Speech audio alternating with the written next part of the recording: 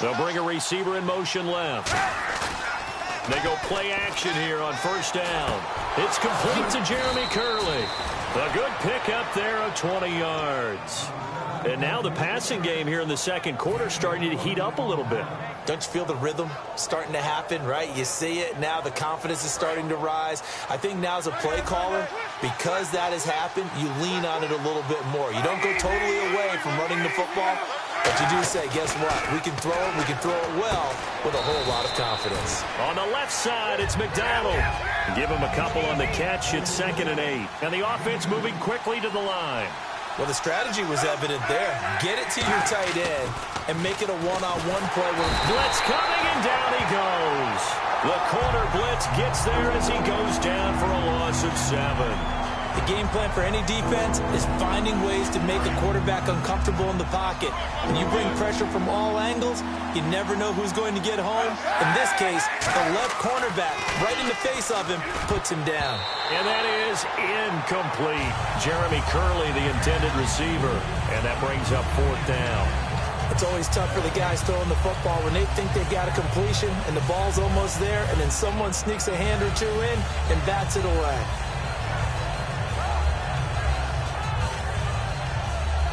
So 4th and 15, but the offense is staying out there to go for it. The slot man in motion right. Kaepernick, they're going for it on 4th. Eluding the pressure right. And this is incomplete. Little lull in the action here to go over an offseason storyline that's kind of interesting. L.A. a couple years ago, they have no teams, and now they're going to have 2 with the move from San Diego to L.A. What does that mean for the league and for the Chargers? It seems like an easier transition, doesn't it, than St. Louis when they moved back to Los Angeles less to become culture the Rams. shock. Less culture shock, less, obviously geography, the whole deal. But it's a transition that still is not going to be easy. Remember, they're going to go play in a soccer stadium essentially for at least the first couple of years before they share a stadium with the Rams. So that changes things. Obviously trying to create an identity in the market they haven't been in a long time.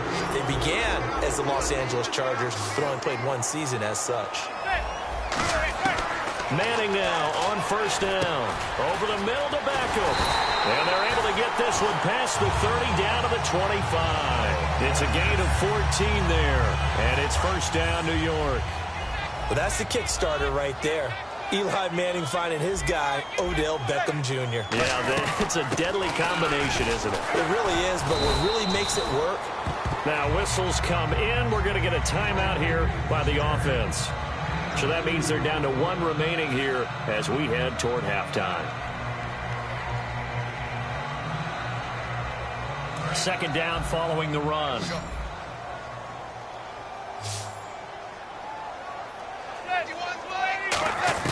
Manning to throw on 2nd down. Underneath for Jennings. And he'll get it down this time to the 17.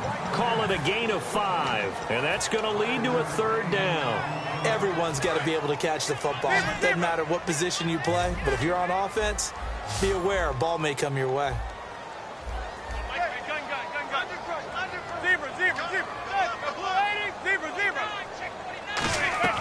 Manning looking to throw on 3rd and 2. Oh, it's a touchdown if he holds on. Instead, it's 4th down. So with 4 seconds to go in the half, here's the field goal unit onto the field. From the left hash, this from 34. After all the preparation, all the practice, a play like that will absolutely break your heart. They had everything they wanted, just unable to complete it. In the end zone, a big-time drop. And we welcome you back live now inside the booth alongside Charles Davis. I'm Brandon Gaudin, set and ready to rock for the 3rd quarter.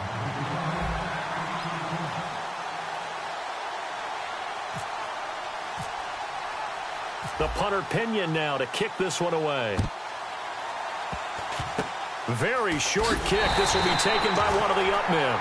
And they'll be set up with good field position here as he gets this up over the 40-yard line. The New York set to take the field. They have the lead. Now they'll be looking to extend that lead. And this is where I enjoy talking about one of my favorite subjects, tendency breakers, or counters as I also like to call them. You've done things in a certain way in the first half. and they've had an ability to see what you've done, they're going to make their adjustments. So guess what? You adjust yourself and try and stay ahead of the pace because you are looking for some separation in this ball game. The adjustment to the adjustment. Without a doubt. Show them one thing, hit them with something else. Completed pass play. Now let's see if they go back to the air or to the ground. They come up in an offset eye. Now it's Jennings. And able to push his way forward here for a good little gain. Give him 4 on the carry, and it'll make this a 3rd and about 2. No, that wasn't an explosive run. That wasn't one that took it all the way to the house. But, boy, for a team that's had trouble running it the entire game, that's the kind of run they need, hopefully, to get themselves kick-started.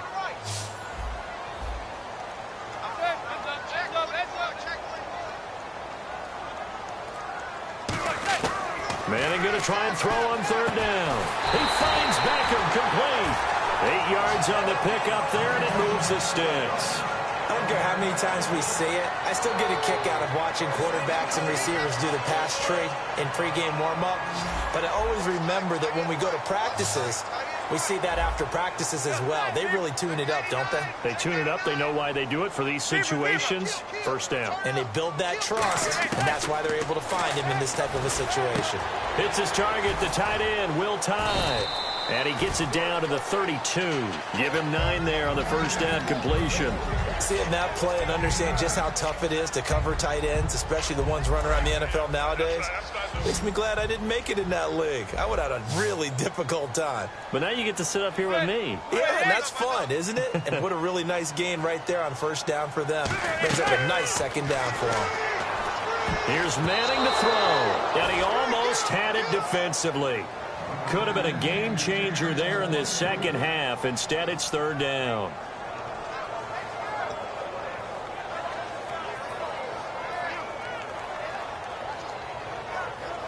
And the offense looks to pick up the first here on 3rd after that incompletion. Looking to jam the receivers at the line here. Press coverage look defensively. And Jennings has it. And he's able to pick up the 1st down here before he goes down at the 26. I feel like Eli Manning has just gone from downfield bomber to a guy who can complete everything. He can hit him underneath now, yeah, we just saw that there with that pass completion.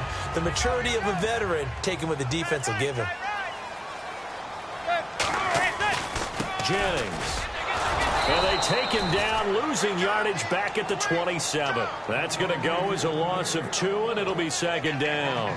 And frankly, Brandon, we're talking about things I'm not sure we ever thought we'd talk about in the NFL, and a lot of that is the speed at the linebacker position. A lot of these guys in college, they were safeties. They moved them up to outside linebacker to combat the spread offenses, and now we're seeing it in the NFL. Those same guys using their speed to make plays in the backfield, similar to that one. It's a game of matchups, and that's why you take your receivers and move them around a bunch, especially your best guys.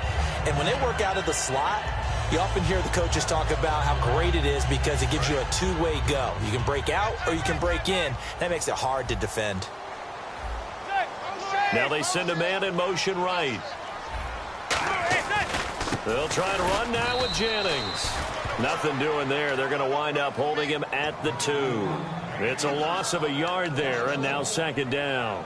Got to give a lot of credit to the defensive front there. They held their ground, pretty much stoned them on that play, and ended up creating a lost yardage play. Yeah, drop them from the 1 back to the 2.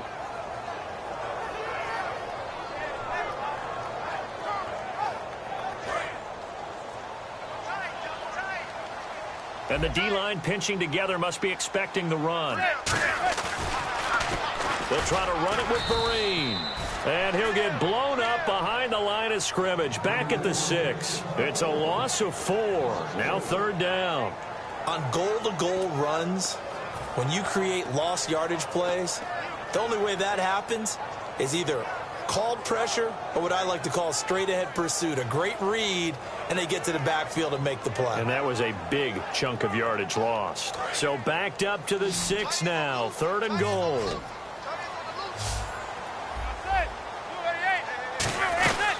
Manning now on 3rd and goal. That is caught at the 7-yard line. Just a 5-yard pickup, and it leads to 4th down.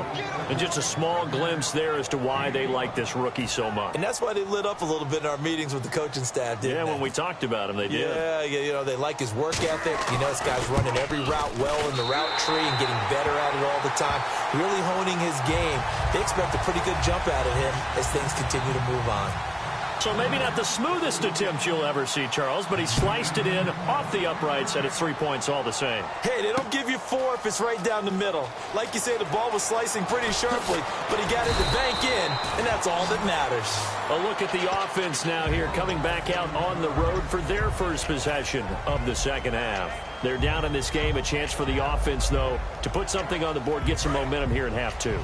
Try and get things kick-started for them. And you know at the half, they discussed how they were going to get that done. This is where scripting comes into play a lot of the time. How many plays do you script coming out of the second? Most of the time in the first half, you're scripting 12 to 16. I think in the second half, you're really scripting more like 8 to 10. Kind of a starter or an opener, whatever terminology they use, just something to get you off to a quick start. Kaepernick again here on 2nd and 10. And McDonald here over the middle. And he's able to get out to the 32, brought down there.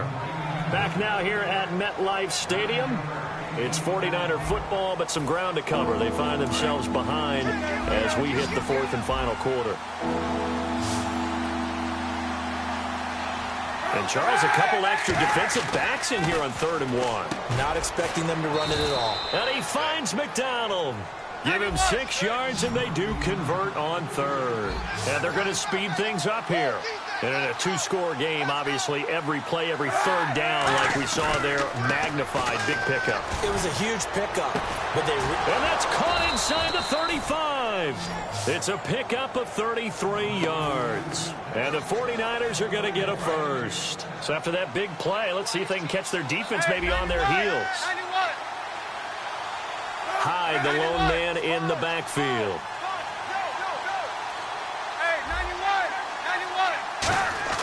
Kaepernick now on 1st down. A hit as he throws there, incomplete. Garrett Selleck, the tight end, was the target. And that'll bring up 2nd down. It's a tried-and-true formula, and I don't think it'll change for as long as we play football. If someone's trying to throw the ball and you can put pressure on them and make it tough, that's only going to help your defense. Yeah, he's since being hurried. He got rid of it before taking the hit, but incomplete.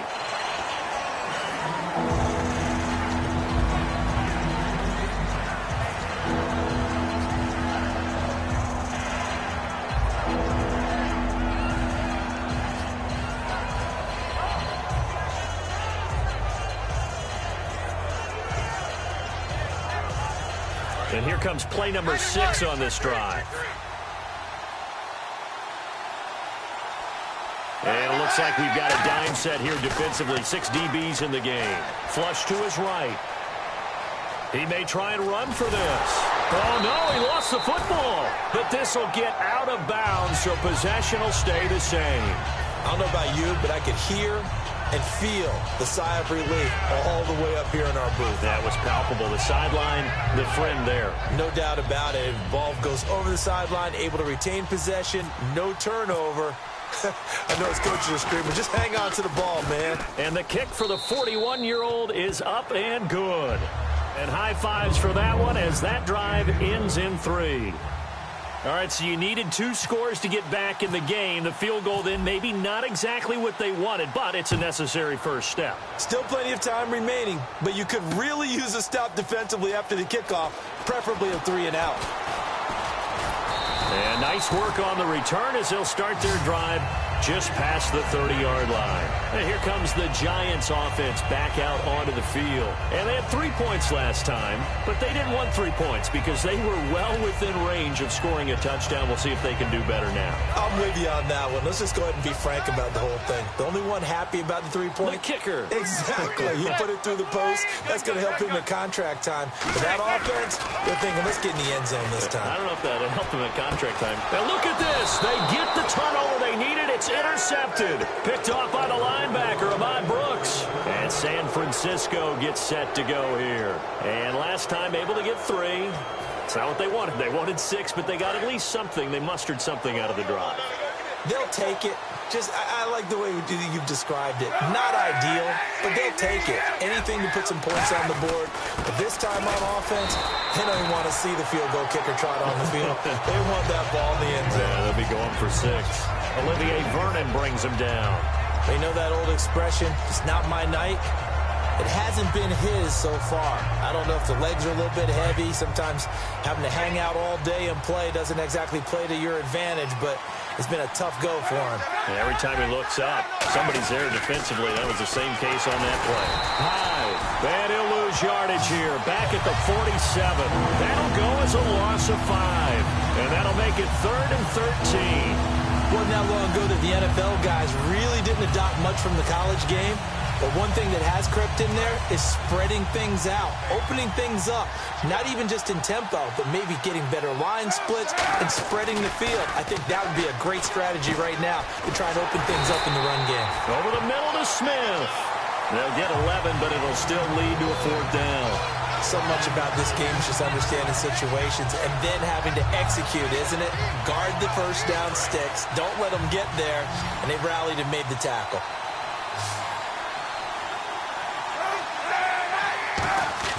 Now Kaepernick, gotta have this one. And that is incomplete. Boy, it looked like he had it and dropped it. And the Giants are gonna get the football back. The Giants offense now gets ready to head back onto the field. And last time wasn't pretty. One play and an interception. We'll see if they can do better. I want to see if they want to go ahead and throw the ball again now on this drive after what happened on the last one. Throw it on the first play. Give the quarterback some confidence. See what happens.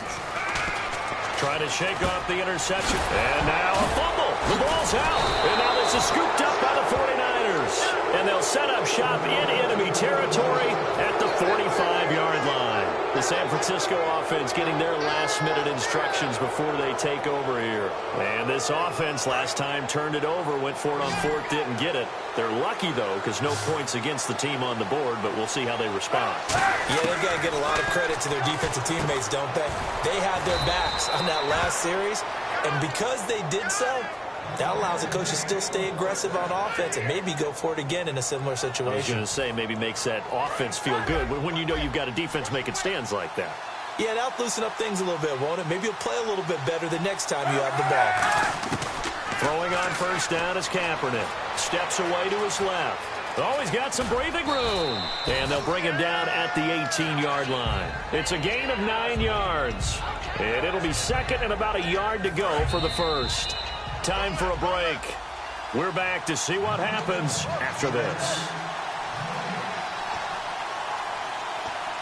Just 1 yard to go here on 2nd down.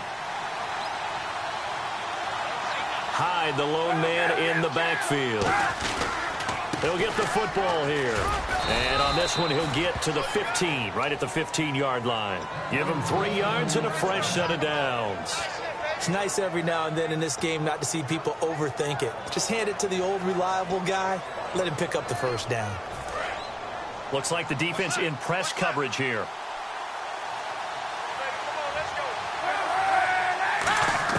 They'll look to throw.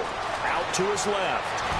And able to get him down, but he does reach the 5. It's a 10-yard gain there, and it sets him up now 1st and goal. Now that looked like the Colin Kaepernick we got to know early in his career. Able to scramble and pick up a first down. We haven't seen as much of that in recent time. Yeah, you know he's got the size to do it. Out of high school, 6'5", 170, but now 230, and we see what he can do with that frame. And I heard people that... Oh, no, he lost the football. And the Giants have it. It's picked up. And a big turnover there as his guys will get the football back. Here's the Giant offense now making their way back out onto the field. They have the lead, still a one-possession game, but the defense got the stop. They've got the football now, just salted away, right? Exactly. That's all the defense is counting on from their offense. They did their job in a big way. You know they're over on the sidelines now starting to take their tape off, and, hey, we've done this thing. The offense has to put it away, and that means ball security. Absolutely. Stranger things have happened. Shift together here from the D-line. They run again with Jennings. And able to get it here to about the 16-yard line. The gain of 4 that time as the drive continues. So many teams want to throw the ball in this situation nowadays, but I love watching a team that has enough confidence to go ahead and run the football in that situation. That's almost a tendency breaker. Manning looking to throw it, going up top. Well, this is taken in. It's complete. And he's across for the late touchdown. And in the final seconds, that one should just about put a capper on this game. And that touchdown should make you feel comfortable. But do you really feel like it's totally over yet? Not totally, but I think you're pretty much there. Yeah, you still got to... And now it's blocked.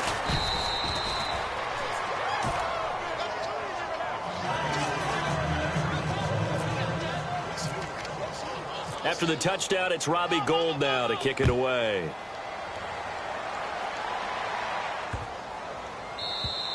And that'll carry over the back line of the end zone for a touchback. And San Francisco gets set to go here. What do you do here down like this in this situation? Do you maybe just pick something out of the playbook you haven't called in a while, or you call it a day?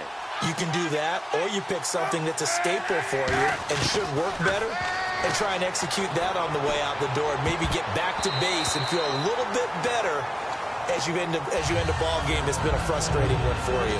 We'll see if they go back to base. Offense looking to avoid a 3rd and long. It's 2nd and 10.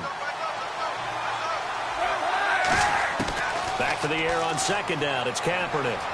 Forced out to his left. Now a desperation throw deep downfield. And that one will drop incomplete. 4 seconds remaining now in this half. Likely time for just one final play. And we're hitting the end of this one, and it looks to probably be the final play. One final try for Kaepernick. We've seen this before. And that will be incomplete as time has run out on this football game. And, Charles, you know what coaches always tell us. We want to win our home games. That much we know. We want to protect our home turf. They got that done in this one. Exactly right. When you start a season, everyone's goal: win all of your home games, split your road games, and you're likely going to be in the playoffs. But when you win at home, boy, what a great feeling that is. You don't even mind if people are at your house when you get home after a win like that.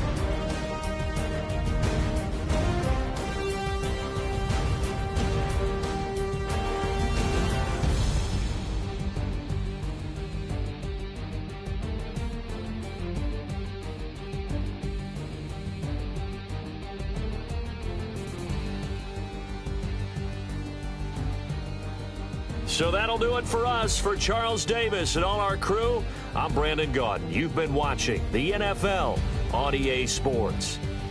The Giants are winners as we say so long from MetLife Stadium.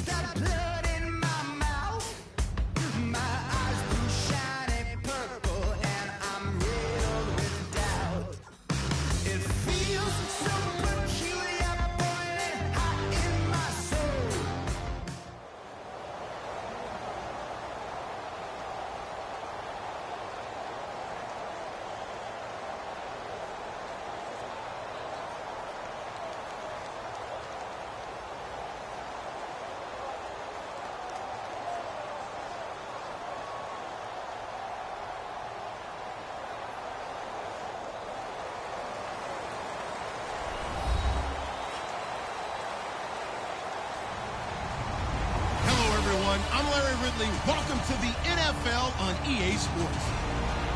Tonight's matchup features two quarterbacks who will be trying to lead their team to victory. It's Manning's Giants going up against Kaepernick's 49ers.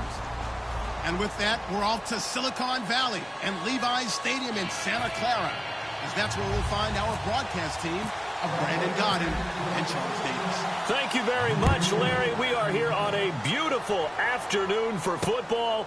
Today, we've got a good NFC matchup on tap between the New York Giants and the San Francisco 49ers.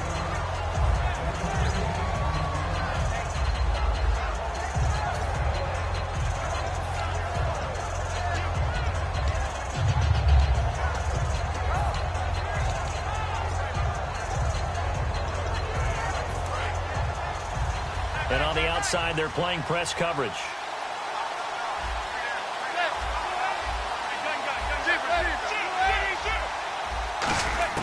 On first down, Manning. And incomplete to open things up. Will tie the intended receiver. And it's second down. Oh, man, for him to be that wide open and drop it. Sometimes you have just too much time on your hands, right? You end up thinking way too much, and your hands get shaky. And yes, he's a tight end, but that's a catch he should have made. Back to the air on second down. It's Manning. It's hauled in by Shepard. That catch good for 5. It's third down.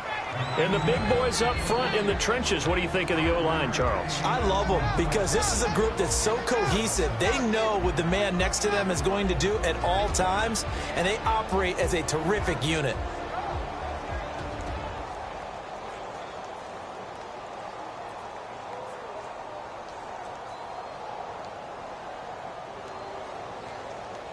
Third play here, this opening drive, as they're up against a 3rd and 5.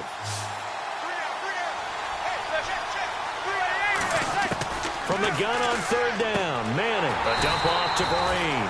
And this one will go to the 28-yard line. It'll be a pickup of only a yard, and that'll bring up 4th down. One hallmark of good defenses is understanding the game, understanding positioning, and tackling immediately in the secondary after catches. I think we just saw that on display right there. Got to him before he ever had a chance to think about turning it upfield. Here's Curley. A good return there. Call it 13 yards. And the Niners will go on offense. 1st and 10.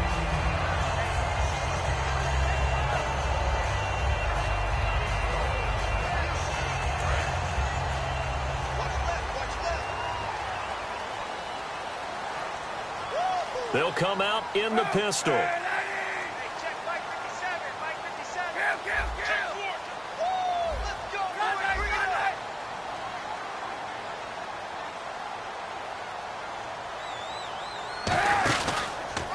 And a first carry now for Hyde. And he will lose yardage and be backed up to the 24. A loss of a full 3 yards, and now it's 2nd down. The evaluation process in today's NFL does not take into account as much bulk as it does speed. And that's what we're seeing with the linebacker position. Those guys that can run, they can play at any spot because they can make plays on the opposite side of the line of scrimmage.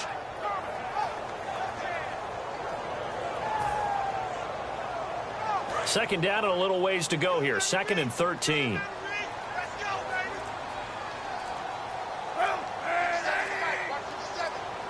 And the defense definitely showing blitz here. And he connects with Vance McDonald. That catch good for 5. It's 3rd down. And here's the headshots for the offense. And Carlos Hyde, a talented back. Has taken over as the lead runner. A terrific talent. Can batter you inside, but has more speed than what you expect to take it the distance.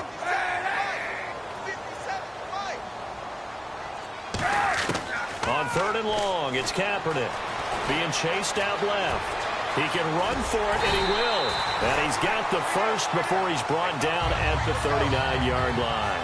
Now, that definitely hurts because the mindset is getting a 3-and-out there, and they don't get it done. They give up the scramble and a pickup for a first down. First down and 10 now for the offensive group.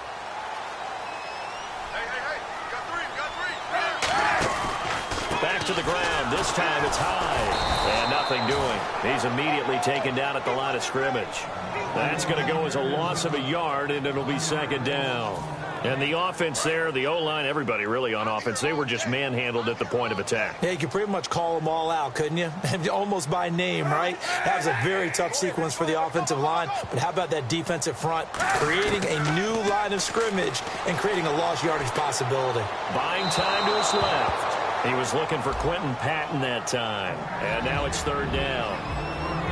And we look now at the defense for the Giants. Jason Pierre-Paul, so good to see him back on the field, resuming his place as one of the elite pass rushers in the league.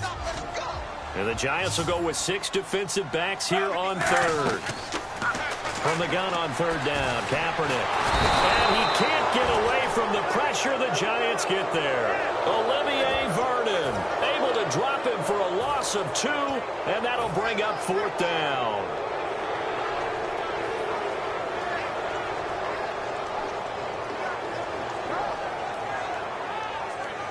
Looks like the offense is going to take another shot here. They're going on 4th and 13. Here we go on 4th down with Kaepernick. Dancing to his left. And he finds McDonald. And he takes this one all the way across midfield into enemy territory down to the 40-yard line. I don't know if I agree with that. I guess they don't care if I agree with that. But, boy, you have to be surprised by that, right? I definitely was surprised that they decided to go for it in this situation. But they must have either felt like they either had a great play call on or they're trying to show extreme confidence. Now Kaepernick. It's hauled in by Torrey Smith. Charles, I don't want to belittle Torrey Smith because he obviously has a lot of talent, but I don't know that San Fran has seen the production out of him the last couple of years they had hoped for. Well, they haven't, and you know, just look at the raw numbers. What do you have, 53 catches in the last 2 years? Total. Has not been the deep threat that they expected and what he performed like in Baltimore. So what they've got to do is look at themselves, too. Quarterbacking, that's an issue for them. You know, the offensive line, so people have time to throw the deep ball and get some other receivers around him to take some of the pressure off. Because when used properly, Torrey Smith can still be a big-time player in this league. Well, partner, that was another explosive run. And one thing I've learned in our time in this game, yes, the offensive line has to get a lot of credit, but for big runs to occur, the wide receivers have to block well downfield. And then you have to have a good guy carrying the ball too, right? Oh, without a doubt. You need that difference maker lugging the rock. Here's Phil Dawson now for the point after. Well, we looked at each other right when he flinched. We knew that that flag was coming. Yeah, offsides, easy call, mark off the 5, and keep it moving.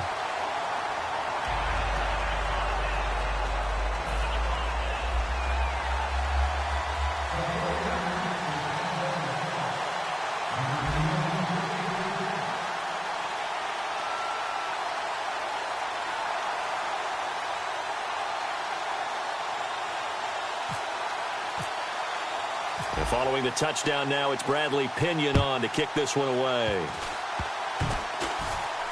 Short kick. One of the up middle take it now. And now out come the Giants. And the last drive, their first drive, 3 and out. What changes here, if anything? I think it's making sure the guys that you trust the most with the ball, the biggest playmakers you have, that they touch it on this possession to try and get things moving. So get it to the horses. Without a doubt. They're the ones that typically end up in the end zone. Over the middle to Beckham. Touchdown, Giants. Odell Beckham, 56 yards. And the Giants are an extra point away from tying up this football game. As a fan, is there anything prettier than a well-executed post route? No, it's a thing of beauty, especially when it's done like that for a touchdown. The throw, the catch, and how about the run after to get it to the end zone? So we're right back where we started, all even as the kick's away. That'll be taken in the end zone. And he'll elect not to return this one, so they'll bring it out to the 25 on the touchback. And San Francisco gets set to go here.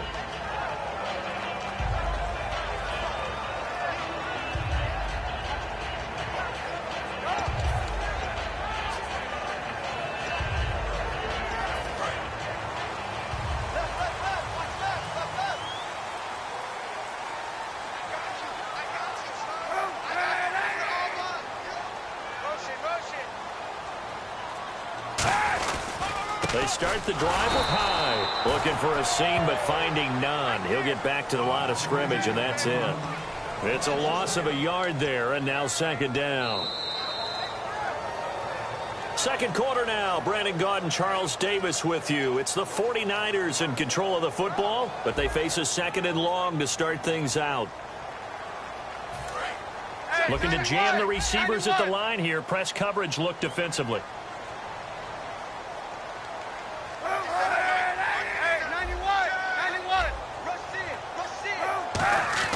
Now Kaepernick throwing on second down, and it's incomplete.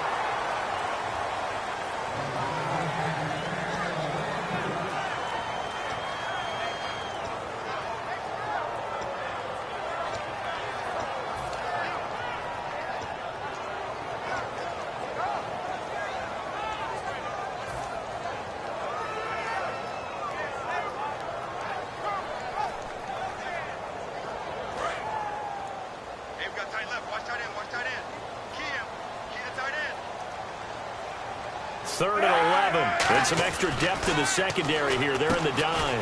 And McDonald here over the middle. It'll be a gain of 8, but it'll also lead to a fourth down. So much about offense is what you call hidden yardage. You know, you throw the ball to someone, they catch it, and then they can make a big play. You know, they create a play, run after catch. They did a really nice job there of limiting that and keeping him from a first down. Now stopped him in his tracks. And how about the call here? They need 2 yards in their own territory on fourth down, and they're going to go for it. They'll run for it. Hyde. And he'll get this only up to about the 35. So certainly an interesting call there to go for it. And the Giants are going to take over in great field position. And the coach has decided to throw the red flag. He will challenge this play.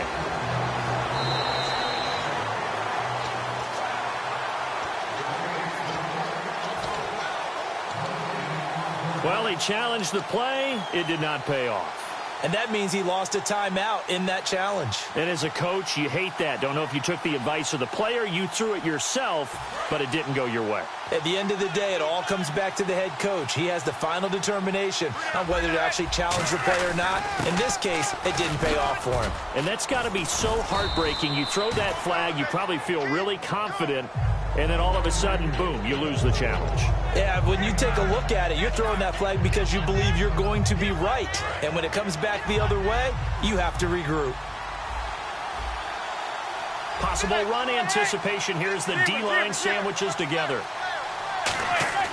Manning to throw on second down. And this is Shepard on the catch. And down inside the 15 he goes. That one goes for 13 yards, and it moves the sticks. And, boy, they had high praise for this rookie receiver when we asked the coaches about him, didn't they? They certainly did, and obviously they liked his measurables. Otherwise, they wouldn't have brought him onto the team. Height, weight, speed, all of that. But how about what they really said? Competitiveness. That's what they really liked about him. The way he goes after the football, competes for it, and decides when it's in the air, it's his and only his. The defense won that play so fast that I think if the running back even had time to notice if anyone was there, it was just a blink of an eye, and there was a loss on the play.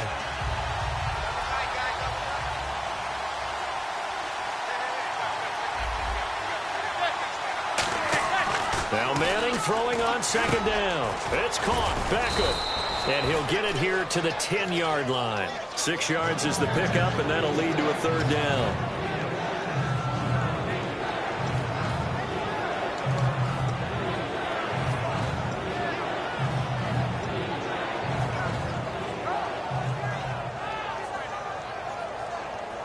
They get the completed pass, but still have more to go here on third down.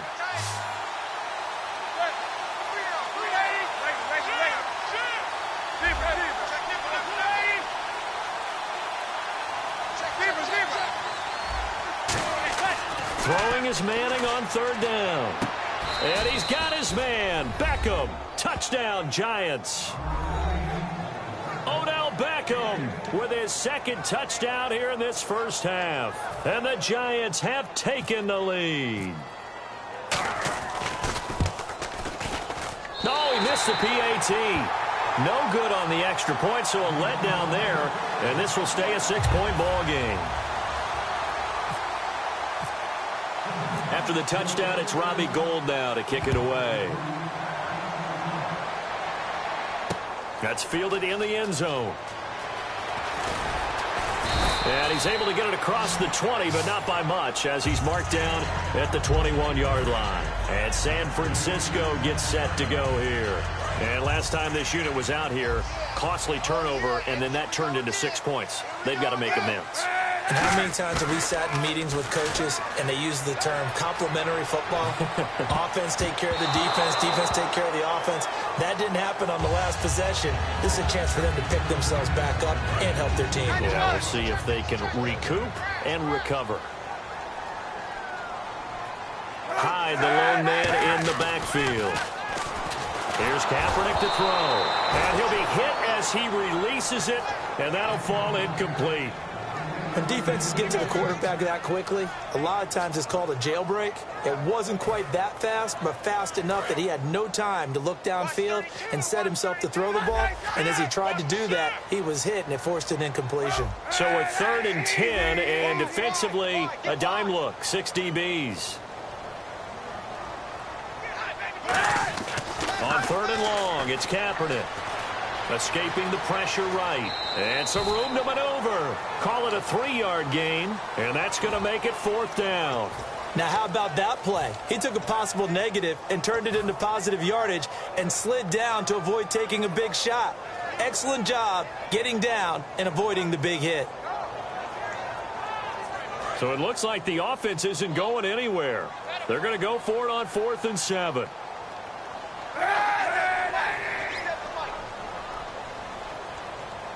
McDonald, the man in motion. Here we go on 4th down with Kaepernick. Steps away to his left. Now he'll let it go on the run. And he's got it. What a catch on the sideline. So a minute 55 to go in the first half. Back with more after this.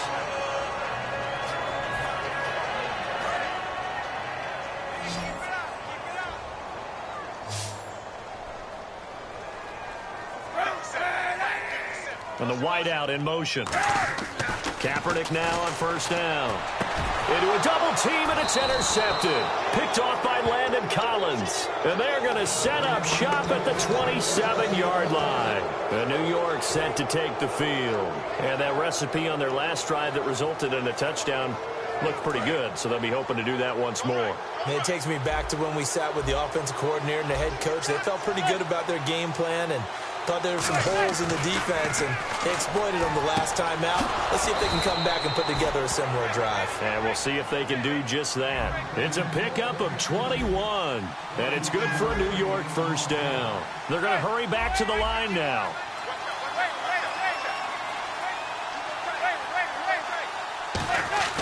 Manning now on 1st down. And now the ball comes out. Manning lost it. And now there's a scoop. The big man, get the oxygen tank ready. And he will bring this one back. It's a fumble return for the 49er touchdown. So the defense forces the fumble. They get the score. And a guy on defense becoming offensive there, Charles. And you know they love that. Any guy on defense loves to pick up the ball and have it in his hands and try and score himself. In this case, that's exactly what happened. He'll be singing in the shower postgame. And it's caught inside the 5. And he'll get into the end zone as the 2-point conversion is successful. So here's the kickoff now as he'll get it again following that fumble return for a score. This will be taken in at the 1. And he'll take this up past the 20 and down at the 22-yard line. And New York set to take the field.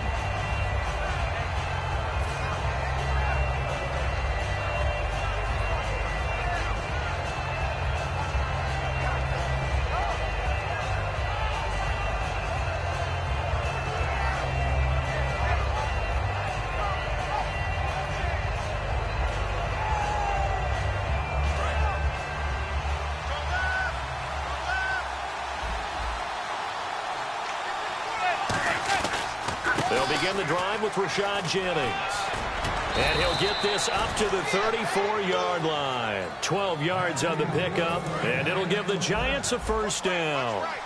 I thought guys that were over 30 weren't supposed to run the football this well in the National Football League. How about that veteran leadership? A big-time run combined with some nice blocking by his offensive line, showing that the...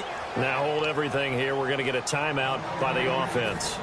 It's just their first, so they'll have 2 remaining here before we get to halftime.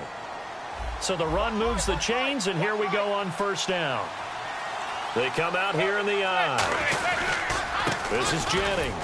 And he'll get this into enemy territory, but not by much, as he's down to the 48. 2 yards on the carry there. It'll be second down. That's a good play by the guys on the defensive side of the ball. Held them to a gain of 2. And that changes the playbook a little bit now for the guy calling plays. 2nd and 8. Now he's got to probably think about going to the air instead of maybe staying with the ground game. Here's Jennings. Oh, he breaks a tackle, and he's got an alley. 20. And he's going to be out of bounds down inside the 20. Give him 30 yards there. You know what's really hard for a big-time running back? Is patience. Being able to hang in there when the runs aren't there, when you're taking some hits early in the game. But this drive, oh, he's come alive and in a big way. Now he's starting to gallop. They'll give it to him right up the gut. And they'll get him down right around the 16. Give him 3 on first down. It'll set up a 2nd and 7. And quickly they get to the line. Now a handoff here to his running back. And he'll fight his way down right around the 12. Now whistles come in. We're going to get a timeout here by the offense. So that means they're down to 1 remaining here as we head toward halftime.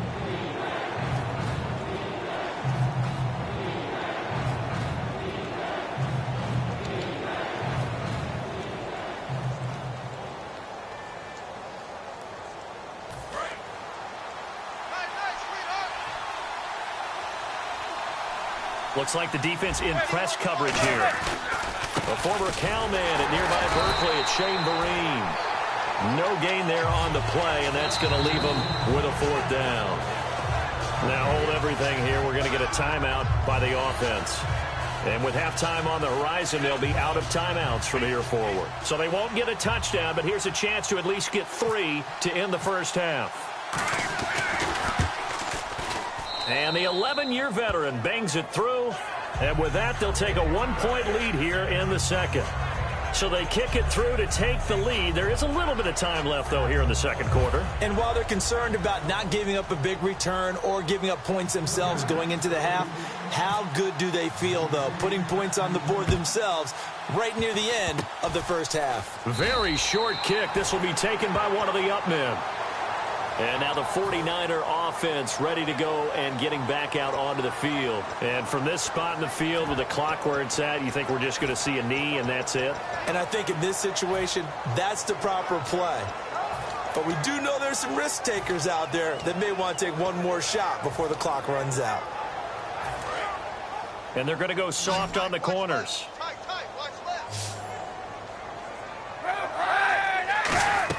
A final shot before half for Kaepernick. Forced out to his left. And unable to connect on the long pass. It falls down incomplete. So we've hit intermission. It's halftime. This is the NFL, and it's a presentation of EA Sports. Both teams appear ready for the fight ahead, and we resume action here in quarter number 3. That'll be taken in the end zone. And he'll wind up about 4 yards shy of where he would have been if he had taken a knee, as they'll start at the 21-yard line. Here comes the 49ers offensive unit as they'll have it first to begin this third quarter. They're down here, but very much in this game. What's the tonality of a coach's talk when a game is within striking distance like this at intermission? Typically what they're doing is emphasizing the things that went well in the first half and wanting more of that. Sure, you've got to go over some of the errors and clean up some things because there's a reason you're down. But overall, I think they want to stay positive, stay up with this team. We're just starting the second half, and we've got the football. Let's go ahead and punch it in, and then we'll take it from there. See how that recipe works. And this one goes nowhere. Losing yardage back at the 22. He lost 2 there, and it's third down. Now, that screen there on second down certainly didn't develop how they had hoped. Is that one they should have even tried, or is that one the quarterback sticks in his pocket? I think the latter. I like what you said there, because trying it is one thing. We can second-guess just about every call. But in this case, when you realize that it's broken down, just throw it at the feet of your intended receiver so that no one can pick it off, right? You don't have the ball tipped up in the air, and you come back and try and pick up the first down on third down. That way you don't lose any yardage. They'll need to get the play off quickly. And the snap comes at 1. Now Kaepernick. And he finds McDonald. And he's able to get this one up to the 45-yard line. 23 yards on the play. So he makes the grab and the chains move forward. Nice job by the offensive line, giving them time to complete that first down pass. And now a first down following that long gain.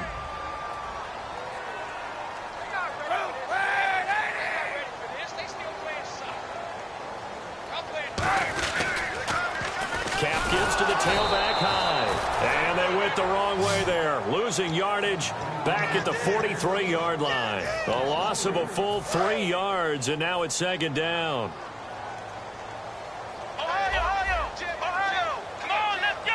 Direct snap. This is Hyde. And he'll get this up past the 45 to the 47. They'll get 4 on second down, but it leaves them with third and still 9 to go. On any running play that's called, they're always hoping that it's going to break big and go the distance. But when you get a nice game like that, you're able to do so many things anyway. You can come back and run essentially the same play again, continue to move the ball on the ground, or you can decide to throw the ball now, because usually you have the defense back on its heels. Now this time Kaepernick will throw. Being chased out left. Now he'll, this time for Smith, and it's intercepted. Picked off by Janoris Jenkins. And he's able to get it back to the 33-yard line. A look at the offense now here, coming back out on the road for their first possession of the second half.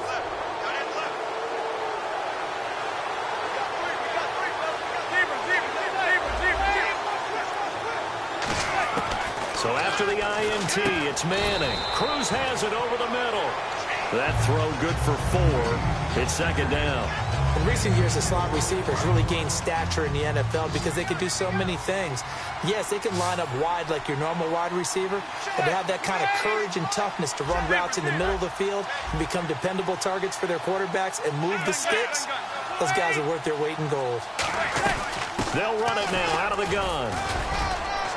And he'll get up to the 43-yard line. It's a pickup of 6 and good enough to move the chains.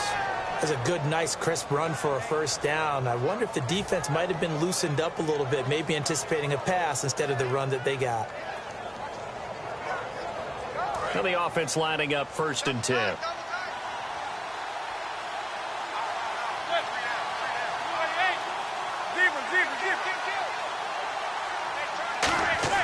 Throwing on first down is Manning. Oh, incomplete. A turnover would have really helped there. Almost intercepted. Instead, it's just second down. All right, different topic here. 2018, the Super Bowl. Traveling north, far north to Minneapolis. Early predictions for that one. Who you got? Well, you know, everyone's still waiting in the NFL for a home team to play in its home stadium, right? So could the Vikings be that team? I'll start in the NFC, and I'm going to say no. I think Seattle. Starting to get near that maybe last run with their defense. But Earl Thomas returns. I like Seattle coming out of the NFC. How about you? Well, I'm actually going to take a Dallas Cowboys NFC title run. I think that they came so close this year, probably most talented going into next year. I like that one. Well, in the AFC, I'm going to go with a team that if they improve their defense and their quarterback stays healthy, they could be that team, the Oakland Raiders. Okay, I'm going dark horse. Cleveland Browns. Let's go. Hey, from worst to first.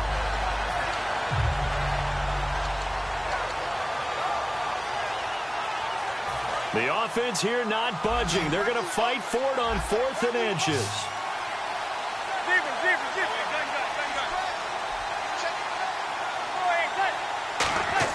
They'll go for it. It's Manning. And he's got his man, Donnell. And he's going to have a first down as he's brought down at the 44-yard line. We always hear about guys wanting to make plays that quiet a crowd. Yeah. after that one. Here in the third quarter, they were hoping to get the stop, get the football back. Not the case. What a completion on a fourth down play. Back now here in Santa Clara. And we've got a dandy here. A one-point game as we begin the fourth.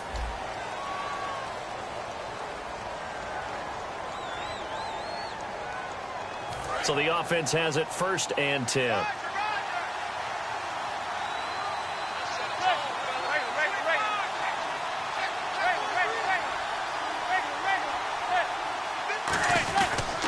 And to give this time to the tailback. And he is met at the line of scrimmage, and he goes down right there. That's going to go as a loss of a yard, and it'll be 2nd down. Offense walks to the line for play number 7 of the drive.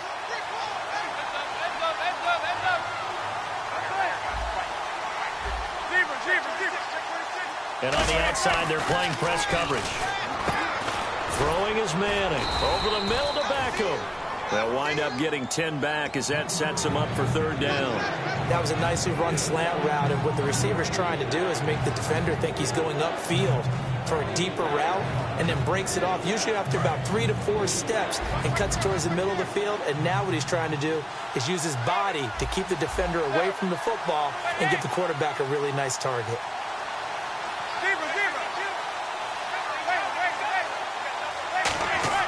Manning to throw on 3rd and 1. Over the middle here to Donnell. It's a gain of 3, and it gets him the first. And that pickup of a 1st down, that's going to leave a mark because they really needed to stop them there, didn't they? Oh, so frustrating. Defensively, you're a play away from getting that football back here down late. Tough. Now they've got to find a way to create a turnover or takeaway. Otherwise, this one will probably get away from them.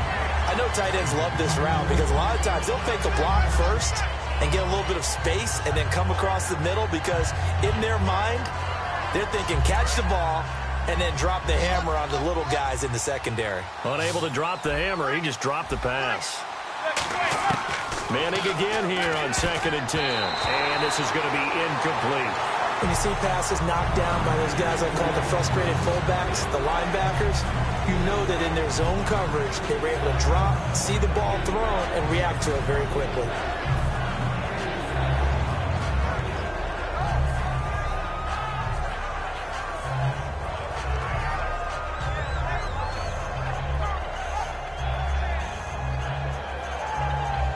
And a really long drive here, and it goes on and on.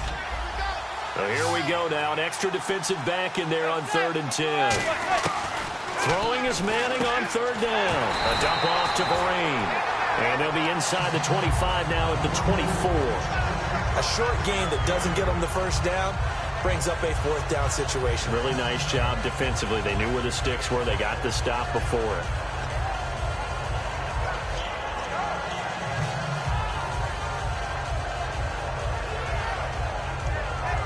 The offense staying out. They're going to go on 4th and 2.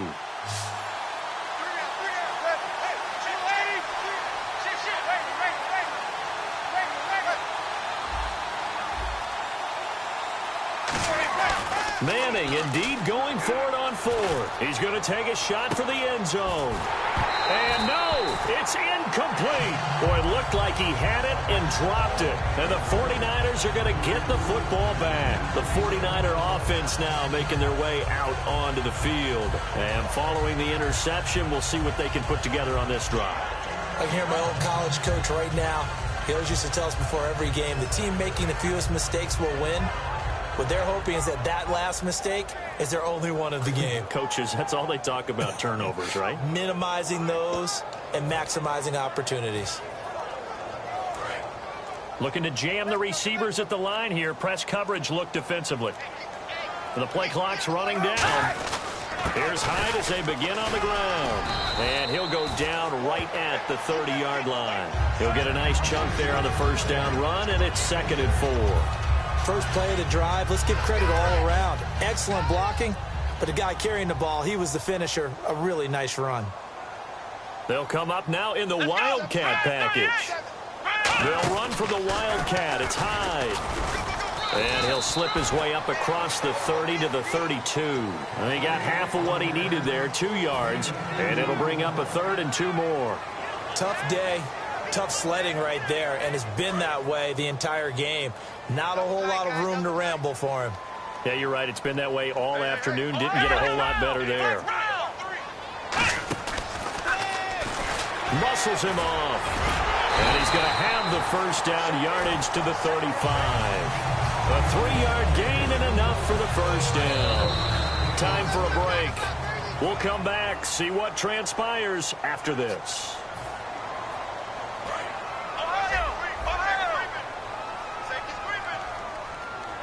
And again here, we'll see the Wildcat.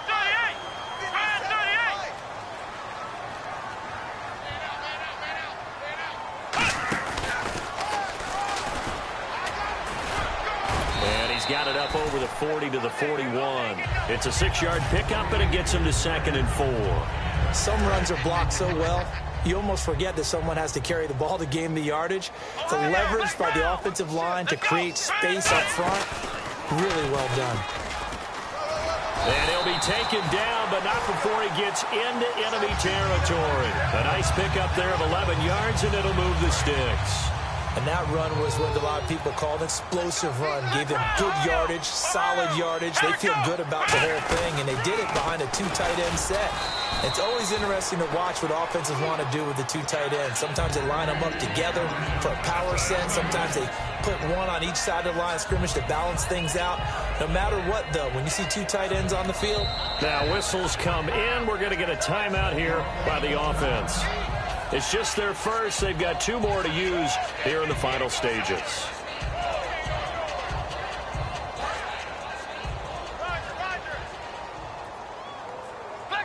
Yet again, here's a Wildcat look.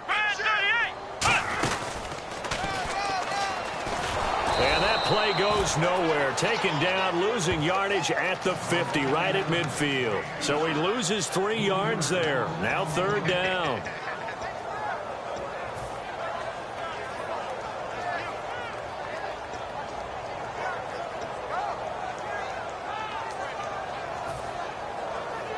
Seventh play of this. Now hold everything here. We're going to get a timeout by the offense. That'll leave them with just 1 remaining in this 4th quarter of play.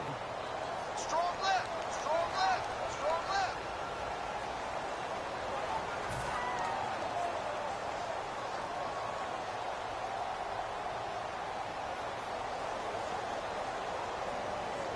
Seventh play of this drive coming up, but a long way to go on 3rd down. It's a 5-receiver set, 3 to the left, 2 to the right.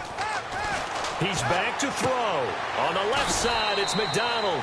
Just a 5-yard pickup, and it leads to 4th down.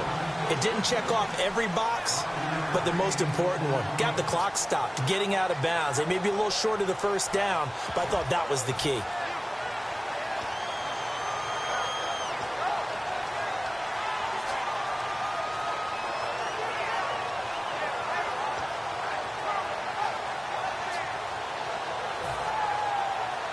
One score down. Here we go. They're going to go for it here on 4th down. He'll look to throw. Out to the flat for Hyde. And he's able to get the first before he's taken down at the 36. Now whistles come in. We're going to get a timeout here by the offense. It'll be their 3rd and final timeout, so as they talk things over, we'll step aside.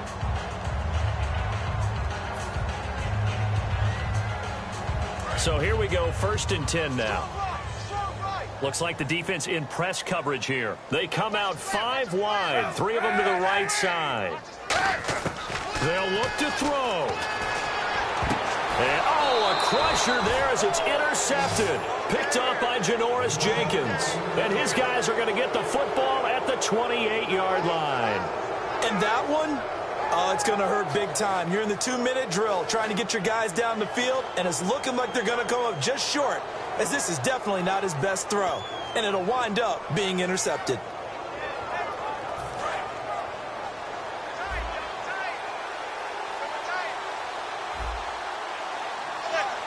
They'll send a receiver in motion to the left. They start the drive with Jennings. And he'll do a nice job here just to fight his way back to the line of scrimmage. No gain on the play there. Second down. And on 2nd and 10 now. And he had a nice play there from his free safety position to hold him to nothing. And, Brandon, remember when the free safety was always back away from the line of scrimmage? That's changed. That changed in a big way. The way we see it now, they're almost mirrors between the free safety and the strong safety. One will be up, one will be back, or sometimes both will be in the same spot. On that play, the free safety was there, no gain. Well, that was a great example of what we've been told from the time we first put on pads as little guys in the backyard. Effort will be rewarded if you keep giving it. And how about that run? Broke through a couple of tackles, refused to go down, legs churning. I like what I saw there. It's a pickup of 14 there, and the Giants are going to get a first down.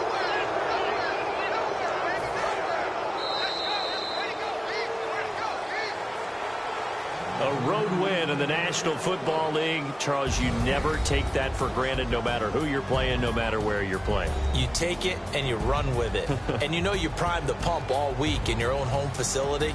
No one thinks we can do this. Only people who believe are right here in this room. And then you go on the road, band together, and get it done.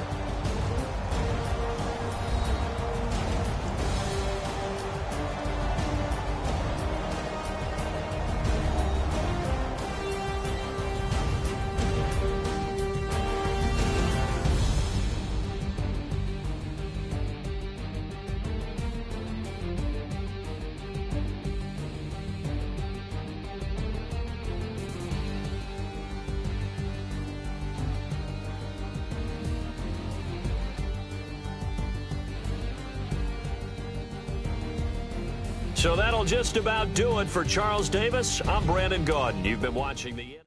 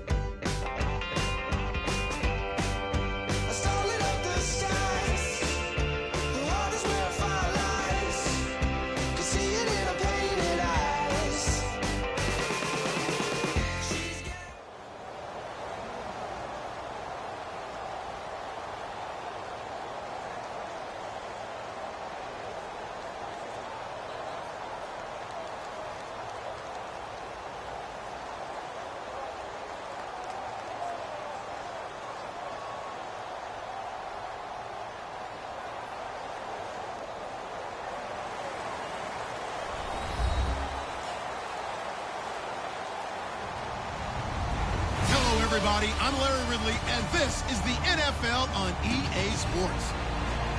Anticipation is mounting for today's game, and we've got two quarterbacks looking to make an impact.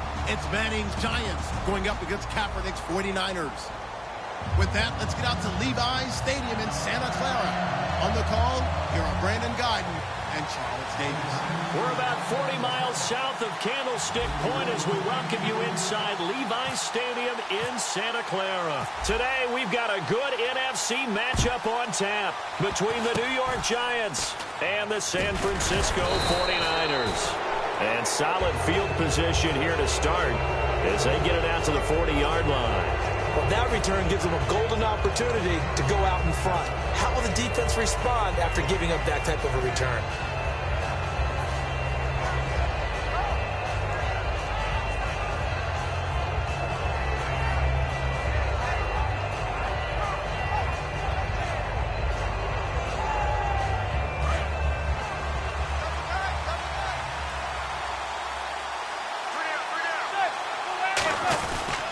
They begin the drive with Jennings on the ground. It's a pickup of 4, and it'll bring up second down. Here we go now with a look at the offensive starters for the New York Football Giants. And Rashad Jennings, a running back, 7th-round pick when he came out. People tended to overlook him a little bit. But the last half of 2015, when he got the ball full-time, he showed his wares. Over 800 yards, he definitely has a 1,000-yard season in his future. Starters defensively for the 49ers. New coach, new GM, but a couple nice pieces to build around up front. Eric Armstead, DeForest Buckner. And that continues for them because, remember, they were the same duo in college at the University of Oregon. Now they're teammates with the San Francisco 49ers. And I think both have played well in their short time in the league. But they also get help because they have an experienced veteran on the back end of the defense, Antoine Bethea. And I think you can build around him as well. Get some younger, quicker guys to go. But Antoine Bethea, he'll lead them with confidence.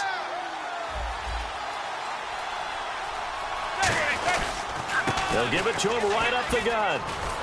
And he's going to fight his way forward here for a modest gain. He'll get a nice chunk there on the first down run, and it's 2nd and 4. And once again, leverage wins. The offensive line, lower than the defensive front.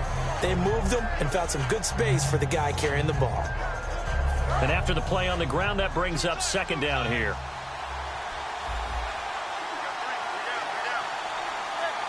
And the D-line pinching together must be expecting the run. They stay on the ground. Again, it's Jennings. And he's going to get this inside the 30. They give him 13 yards there on the play and a fresh set of downs. Anytime a team goes on the road, there's always that little bit of fear that maybe they can be affected by the hometown crowd. But this is where game planning really came into play. They talked about it all week. Go in there, establish yourselves. Well, that run right there, that slows down the crowd and gives them a lot of confidence. Call it a gain of 4 on first, and that'll make it 2nd down. Not a run that you're going to write home about, but still a good first down run. That's what an offense calls staying on schedule. 3 to 4 yards on first down, you're set up very well for the rest of the drive. And he'll give it here to his running back. And he is going to lose yardage here. They'll wind up losing 3. And now it's 3rd down. Partner, that defensive win reminds me of something a coach of mine used to say all the time. If you really want it, you'll find a way to go get it. And the defense did exactly that. And defensively, it's a nickel formation here on 3rd down and 9. Throwing is Manning. Looking for his receiver, sharp, and it's intercepted. A great read, and it's picked off. And a big turnover there as his guys will get the football back. They told us repeatedly earlier in the week in our meetings, we need some plays from our defense here on the road early. They got one. And don't think they were above all week long pointing out to their defense that the other defense is rated higher than them. You going to let that happen, guys? Is that how we're going to play? And they responded to the challenge.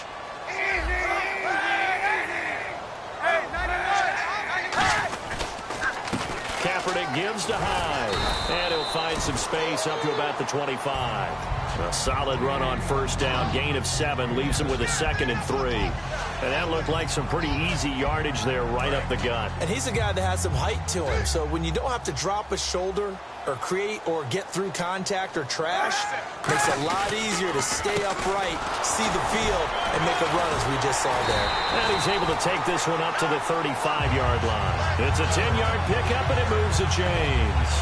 There's no doubt that his size is a factor, but I've seen a lot of big running backs in the league not have that kind of impact because they don't run like a big back should. Get behind their pads, as they like to say, lower center of gravity, and knock people backwards. Sometimes they run too upright and take too many hits. Not this guy. He knows how to get low, break tackles, and gain additional yardage. Give him a couple on the carry there, 2nd and 8. And the Buffet boys, the O-line, hopefully they're ready today. Listen, you got to feed them first. But if you do, you usually get a great product out on the field. And when they play well, The quarterback can't wait to feed them afterwards. On second down, Hyde. And he'll lose yardage. Brought down at the 32. Call that a loss of 5 yards on the play. And it'll be a third and about 13.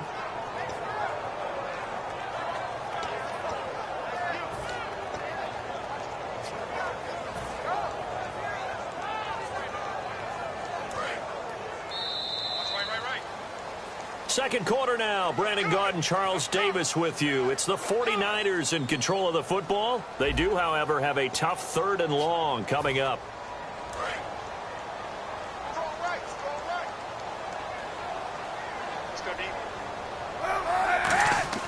Kaepernick now on third and goal. And he's going to go down. It's a sack on Kaepernick. Jonathan Casillas in there to get him for a loss of 3, and it'll be fourth down. So on now is the Clemson man, Bradley Pinion, to punt this one away. But how about this, a fake?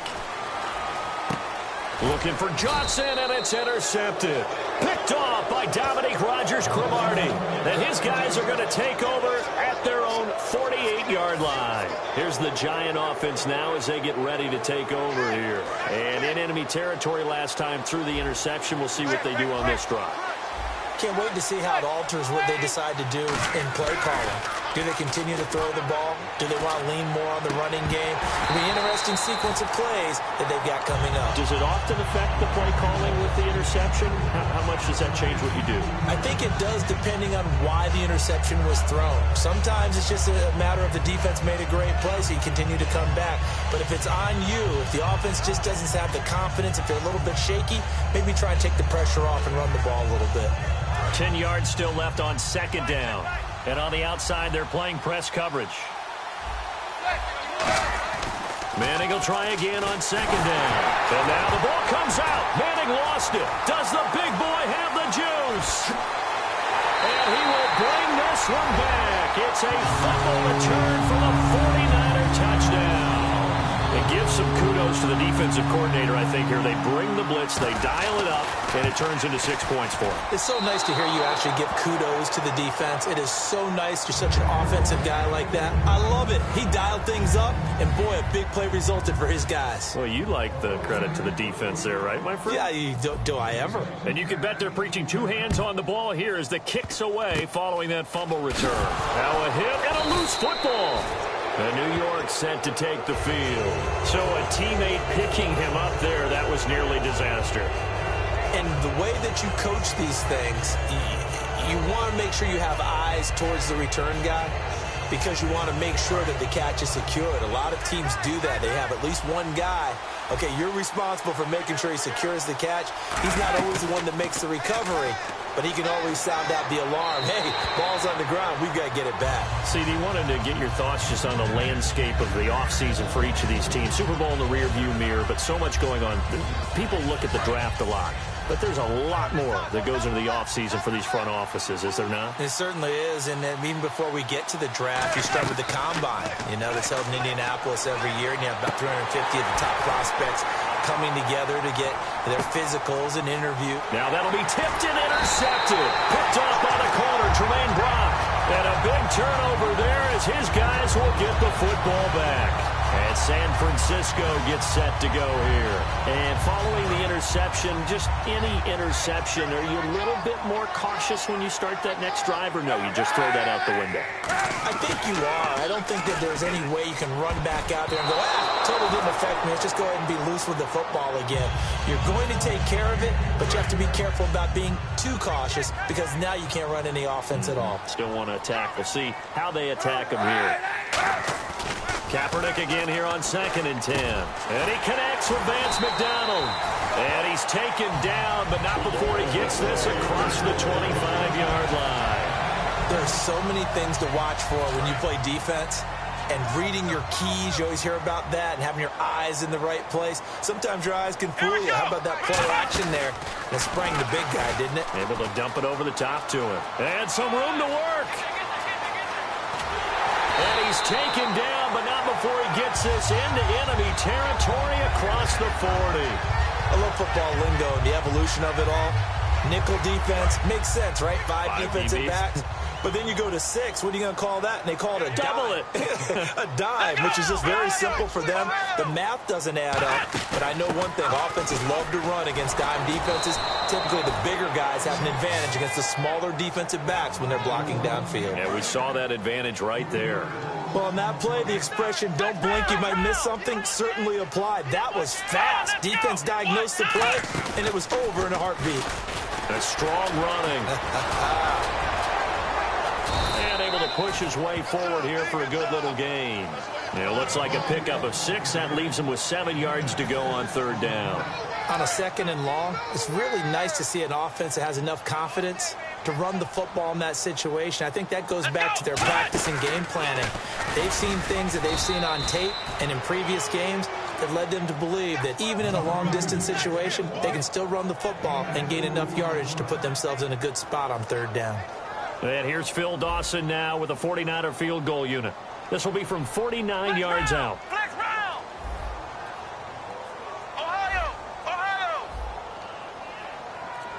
So with that, we come upon the 2-minute warning here on the NFL on EA Sports.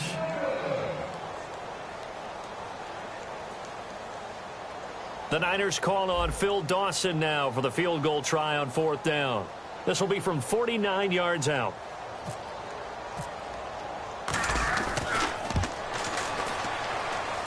And this is going to be no good. He misses it off to the left, and this score will stay right where it is. Well, this winds up an empty possession. Everything looked okay. He just never got the ball on target. And knowing him, he'll be disappointed with that effort.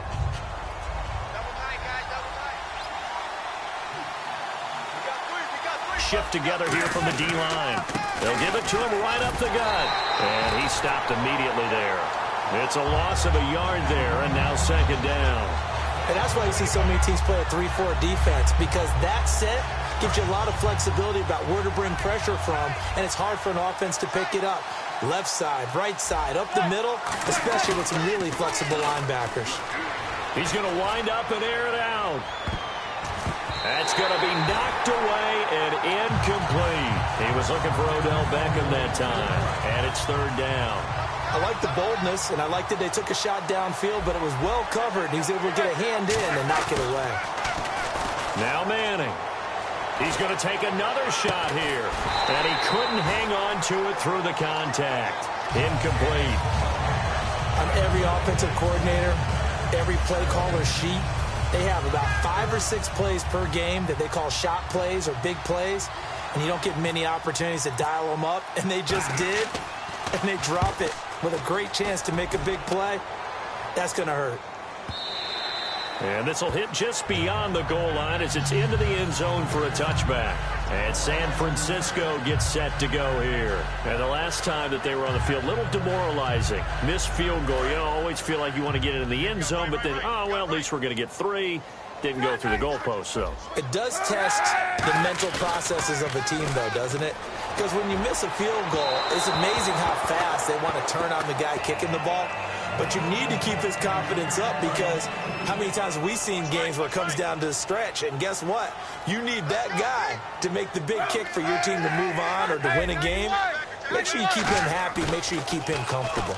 I'm sure you always treated the kicker nicely, though, right? You know, truthfully, I did. Good. I always did, because those guys, they won us a whole lot of games.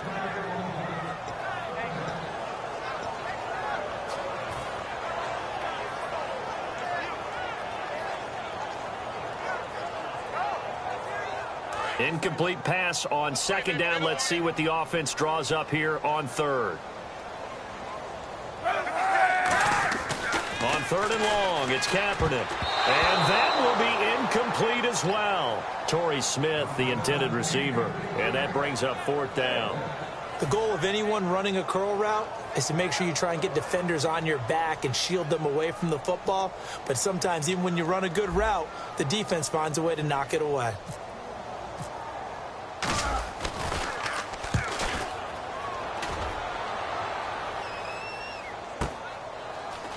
And he'll be out of bounds across the 30-yard line. 49-yard punt, 5 on the return. And it'll be Giant football, 1st and 10. New York set to take the field. And last drive, 3 and out. Still a goose egg on the scoreboard. How do they break that goose egg?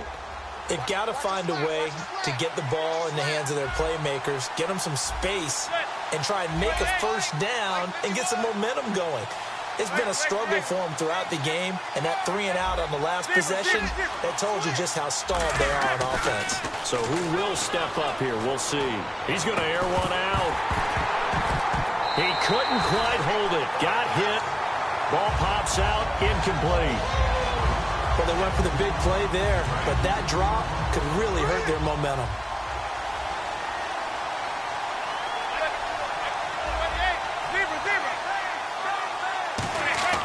Manning again here on 2nd and 10. Oh, the ball comes out on the hit, but they'll say it's incomplete. The good signal callers would never go back in the huddle and play the blame game because they need those guys to protect him.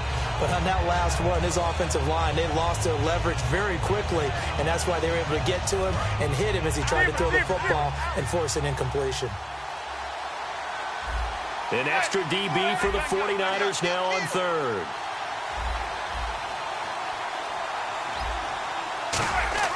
Throwing is Manning on 3rd down. Trying to lay one up deep.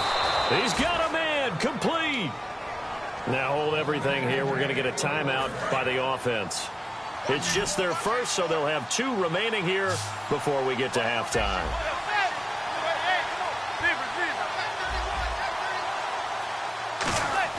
Manning now on 1st down.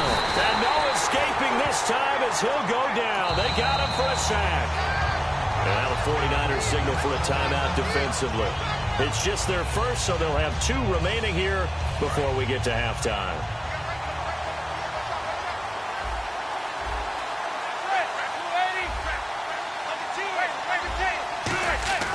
On 2nd down, here's Manning. And his throw's going to be incomplete. He was trying to get it to Rashad Jennings. And it's 3rd down.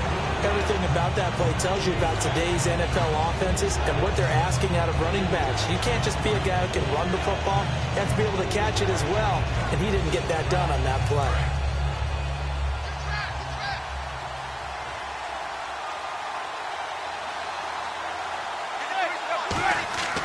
On 3rd and long, it's Manning. And he's going to be taken down here. Back across midfield, 3 yards away from midfield at the 47. Now the 49ers going to take another timeout. So that means they're down to 1 remaining here as we head toward halftime.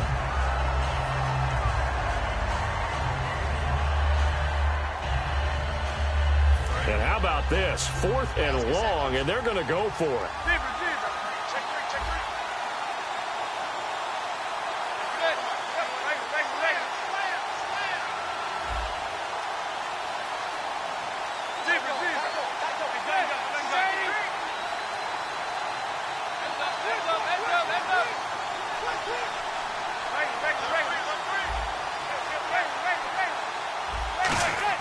Here we go on 4th down with Manning. Shrugs the tackle. Nice. And he's got Will Tye complete.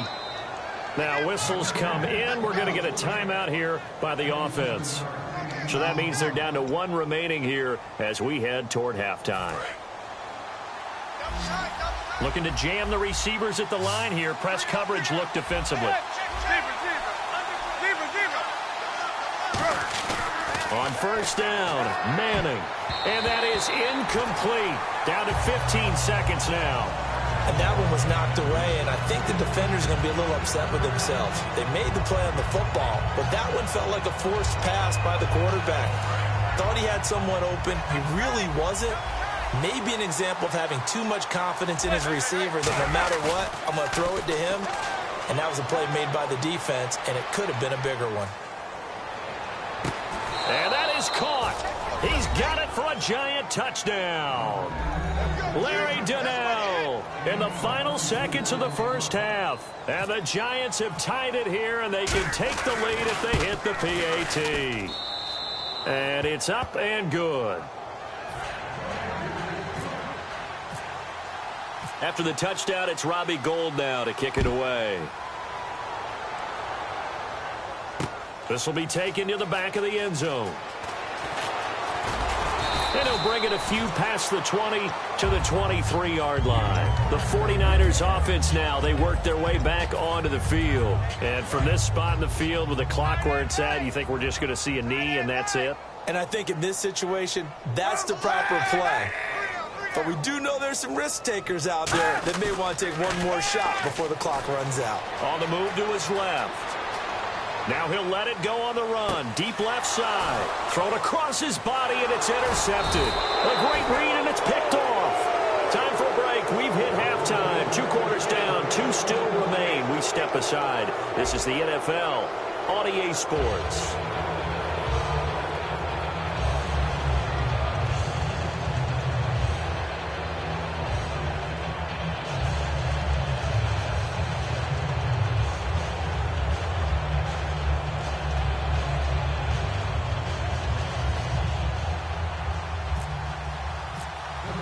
So both teams have their marching orders, and we'll get going again here in quarter number 3.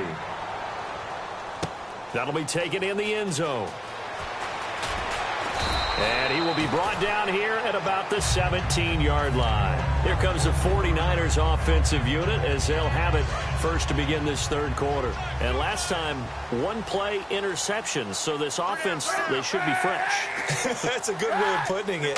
And I can't wait to see what they decide to do with play calling, because a 1-play drive where you throw an interception, a lot of people think the very next time out, run the football, don't give them a chance. Maybe play action. I think maybe you go play action, show your quarterback, get a little confidence in it, and let him fling another one.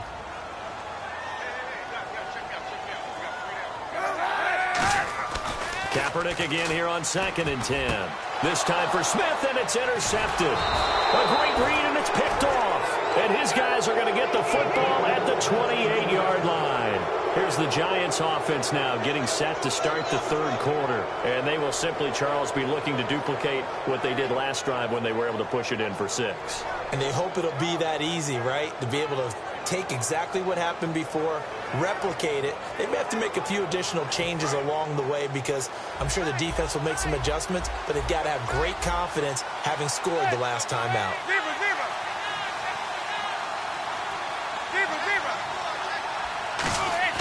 So after the INT, it's Manning. And it pops free. The collision there jarred the ball loose and brings up 2nd down.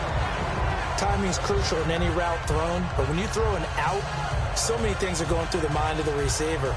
Catching the ball, timing it up with the quarterback. Are my feet going to get down inbounds? On that play, all those things going through his head might have caused him to drop it. So 2nd and 10 here.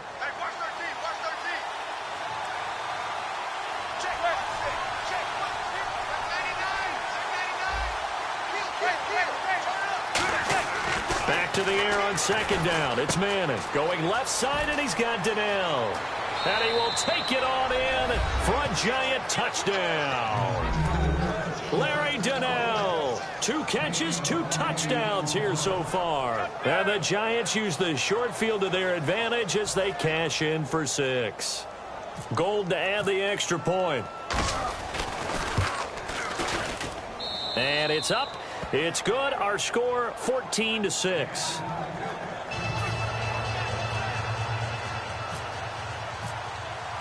After the touchdown, it's Robbie Gould now to kick it away. That's fielded in the end zone.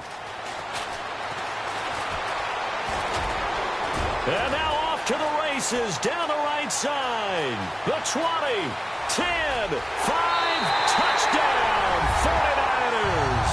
Well, he made the right choice by result, but a little bit surprising, because now with touchbacks coming back to the 25 instead of the 20, when guys fielded that deep in the end zone, I think most coaches want them to take a knee. Yeah, it's resulted in more kneel downs.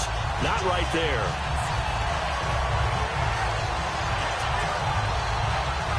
So they're going to go for 2.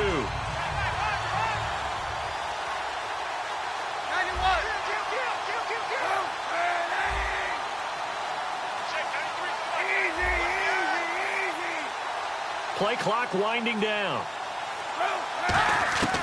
Kaepernick looking to throw for it. Goes right side. And he's got it. So they went ahead and went for two to tie the game, and it works out.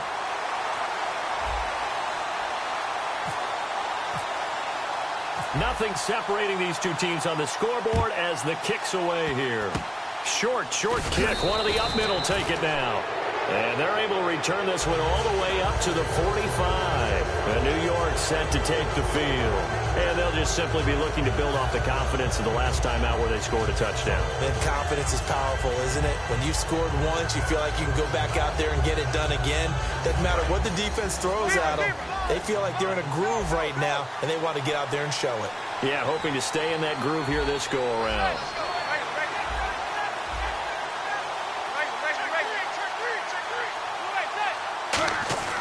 Manning now on first down.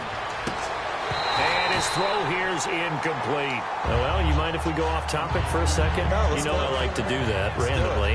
AFC playoff contenders for this year that didn't make it last season. Who do you have that might get in? Well, I think Cincinnati's got to be considered there. Maybe they have an offseason that's calm, and they go into this season and try and get back to the playoffs where they've been perennials. How about Denver?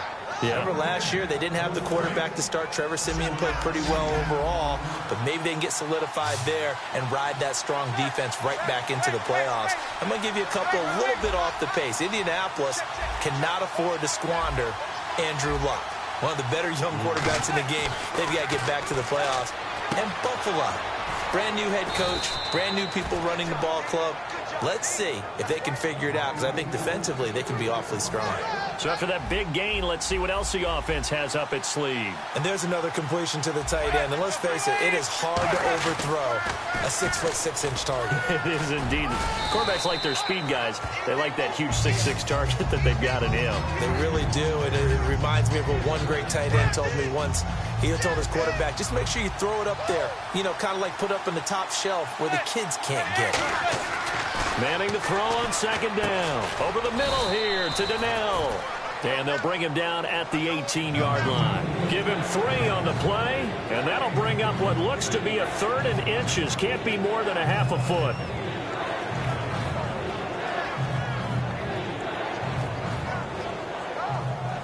In the red zone this time. They come out here in the eye. Beckham goes in motion left. They'll give it to him right up the gut. A loss of a yard, and it brings up 4th.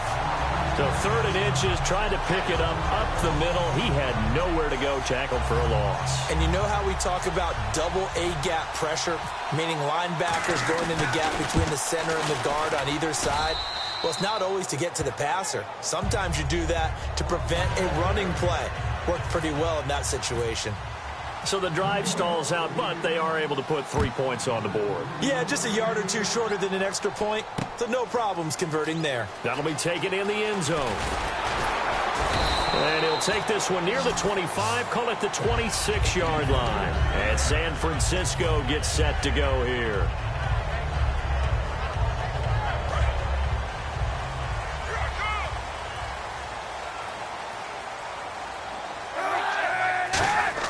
Trying to shake off the interception. He'll look to throw. And he can't find anywhere to go with it. And he goes down. Jason Pierre-Paul in there to drop him. And it'll be a loss of about 8. On second down, here's Kaepernick. It's incomplete. Took a shot, couldn't connect. We know it's not an easy job to go out and catch passes when people are trying to tackle you and knock the ball away. But the bottom line is, that's a pass he's got to have and a pass he should have caught.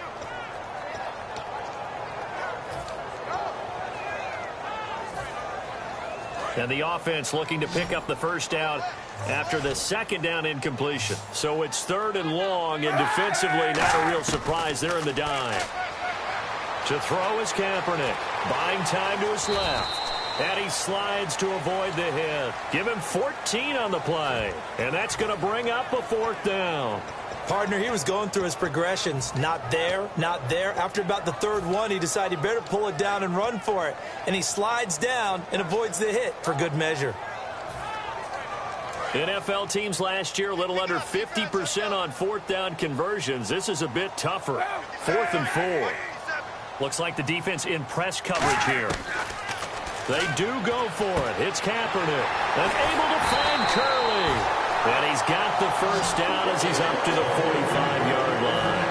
I remember in pregame when we were talking to him on the field, and he took his gloves off and showed us his fingers.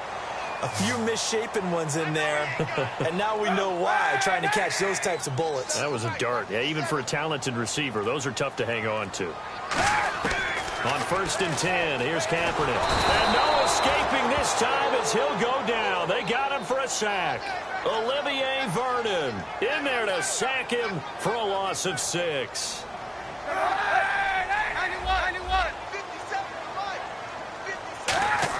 Kaepernick to throw on 2nd down. He gets this one to Bruce Ellington. It'll be a pickup of 15 as that'll lead to 3rd down. Never make the mistake that the slot receivers, especially the little guys like we're watching here, are just quicker than fast. A lot of them combine quickness and speed, and they catch a lot of footballs as we just saw there. Kaepernick going to throw. And going over the middle here to Curley. Back now here in Santa Clara. It's been a very hotly contested game to this point. Just a field goal separating these two teams as we get set for the 4th quarter.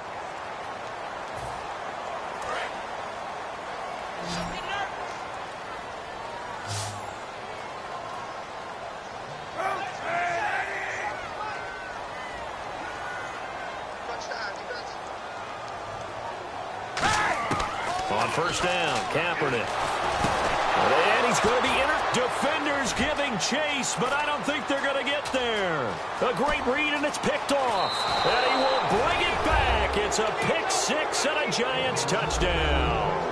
Short throw pick 6 right there. Those linebackers, they love when those short throws come and those eyes get real wide, don't they? How about the anticipation on the play? Reading, reacting, and then the ability to catch the football and take it in the opposite direction. So they throw the pick 6. They'll get another shot at it now as this one's in the air.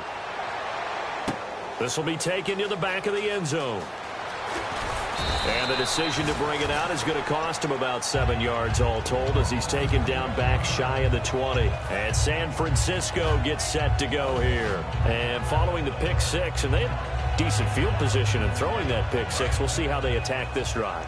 And I think all you say to your guy is, listen, let's just take care of the football a little bit better. Make some better decisions on this drive, and they'll probably help him a little bit with maybe some really high percentage throws early to let him get settled back in. But they told him, and they told us, they've got confidence. That's not a problem. Yeah, not a problem at all. They just want to make sure they get things settled down a little bit for their offense and give their defense a little bit of a chance to rest. Offense still needing 10 yards. 2nd down. They come out here in the I. Back to the air on 2nd down. It's Kaepernick. He's going to let it go again. And his pass is intercepted for the 4th time today. A great read, and it's picked off. Partner, we always talk about possessions being at a premium in these games. And now in this situation, throwing an interception here when you have to claw your way back in, that one's going to hurt, and in a big way.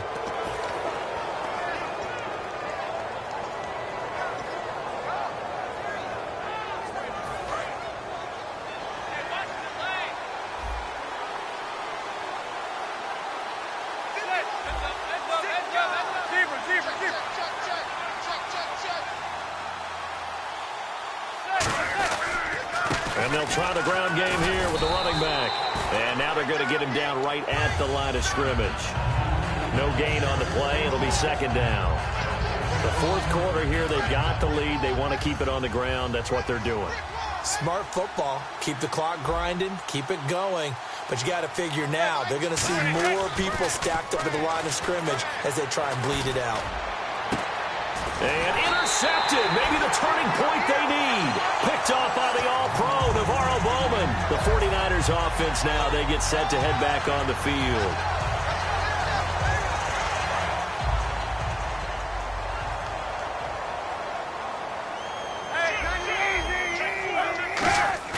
So after the INT, it's Kaepernick.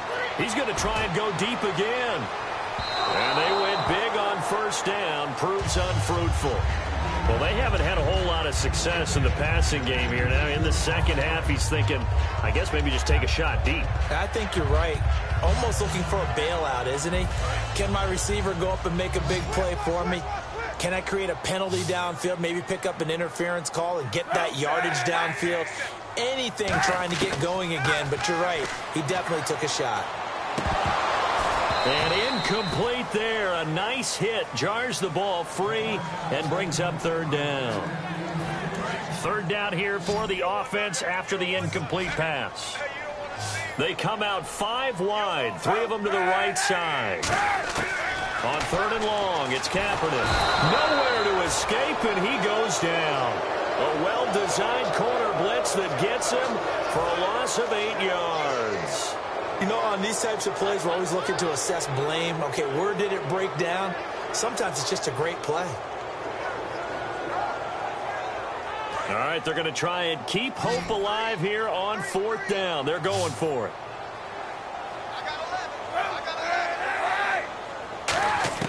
Now Kaepernick, got to have this one. And my goodness, another interception. Picked off by Landon Collins. And they are going to set up shop at the 40-yard line. And the Giants ready to come out now. And with 3 interceptions thrown already, we'll see. Do they rely more on the ground game here?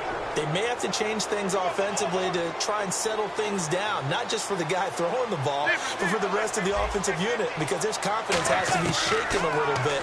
And you just wonder, is the backup going to start to warm up a little bit over on the sideline? Give him 9 there on the first down completion. Completion was given up, but that's why you play zone defense, so that you can have people around the ball when it's caught, and you don't give up much run after the catch. Manning to throw on second down. And intercepted. Maybe the turning point they need. Picked off by the all-pro Navarro Bowman. And his guys are going to get the football at the 28-yard line. And San Francisco gets set to go here. And on the outside, they're playing press coverage.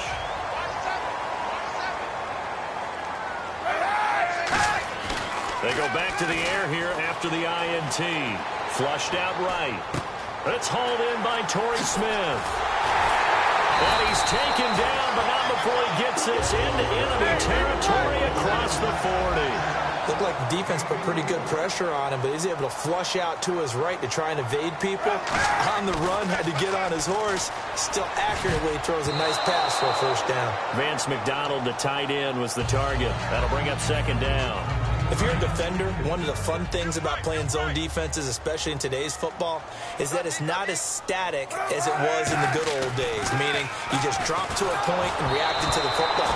Now you end up with a lot of man-to-man principles once you get into your zone defense. In other words, get to your assignment and then locate a guy coming into your area, and then you end up covering him almost man for man. That allows him to make more plays on the football like the one we just saw there.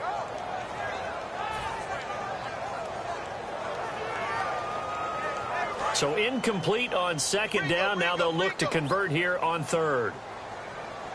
91. Check 3. 91. Hey, 91. Check. Time running out here on the play clock. Again, they'll throw with Kaepernick. And the third down pass falls incomplete. And he still doesn't have a catch. We're into the second half. I think it's a little bit of a surprise to me, but that was one he should have caught. Absolutely. That was his best opportunity right there. He dropped it. So on fourth down, out trots the kicker in a big spot here. This officially a 55-yard attempt.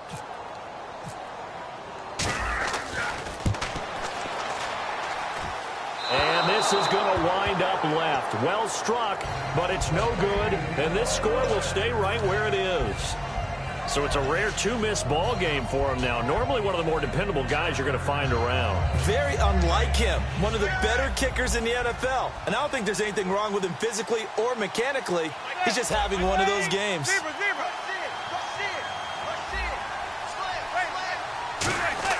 They go back to the air here after the INT on the last drive. Hits his target, the tight end, Will Tye. And all the way in. Touchdown, New York. Will Tye, 54 yards. And the Giants are able to grow their lead. I know guys who design defenses, they try to prepare for everything, but you ignore the guy who plays tight end at your own peril. Yeah, and he's like having another wide receiver out there sometimes, right? Exactly right, because they're such a matchup nightmare, and they're hybrid guys. Are they receivers? Are they big guys that block? How about the one we just saw there? Catch it and go. Run after catch all the way into the end zone. After the touchdown, it's Robbie Gould now to kick it away. This will be taken to the back of the end zone. And in hindsight, probably should have stayed where he was, as he'll only get back to the 16-yard line. And San Francisco gets set to go here. Last time out, they had that long 50-plus yard field goal that they missed. And I'm sure on their sideline, they're thinking to themselves, okay, do we still want to try one if we're in that position again? And I would dare say that the answer would be yes. They're going to have a lot of confidence in their kicker. But just to be on the safe side, I'm sure they told their offensive guys, can we get a little bit closer this time? Closer. Yeah, well, you know, I'd rather get in the end zone first and foremost. But if all else fails, less of a field goal attempt for him. Kaepernick going to throw. Dancing to his left. And they're able to bring him down at the 20. 4 yards on the pickup, and it'll make it second down. And they're going to hurry back to the line now. On second down, here's Kaepernick. Pressure from his right, and he goes down hard, flat on his back. Jason Pierre-Paul in there to get him his second sack now of the afternoon. Time for a break. We'll come back to wrap this one up after this.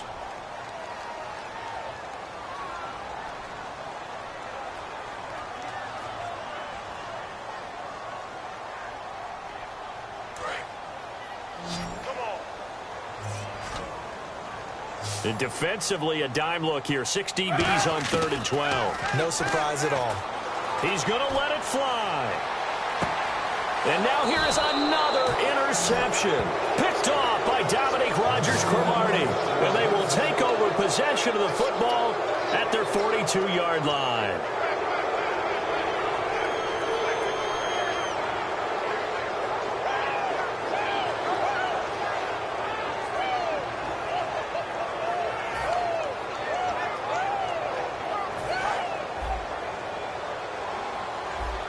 So the D-line's going to spread out. They'll run it now out of the gun. And he's going to take this one up only to about the 44-yard line. 2 yards on the pickup there. It'll be 2nd and 8. Partner, you know I love to point out when teams break tendency and do something a little bit different from the norm.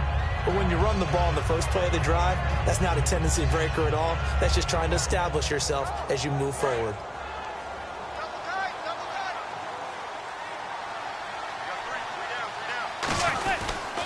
And they'll run it here. And he'll take this one across the 45 up to about the 46-yard line. Another 2-yard gain there, but they'll need to do better this time. It's 3rd and 6. And now the 49ers signal for a timeout defensively. It's just their first. They've got 2 more to use here in the final stages. They come out here in the eye. They'll run here with Vereen. And he's got enough for the first across midfield to the 48. It'll go as a gain of 6 that time, and it moves the chains as well. On 3rd down, that's a good job of situational football and understanding where the first down marker was and getting there. A gain of 3, 2nd down. We always like to talk about... And the 49ers going to take another timeout. That'll be their second, so one more chance to stop the clock here. And we'll be back. Possible run anticipation. Here's the D-line sandwiches together. And he'll be brought down at about the 42. 3 yards on the pickup. That's going to set up an interesting 3rd and about 4 to go. Looking to jam the receivers at the line here. Press coverage look defensively. Well, I think we know by now that every run is not going to be broken and get all the way to the end zone.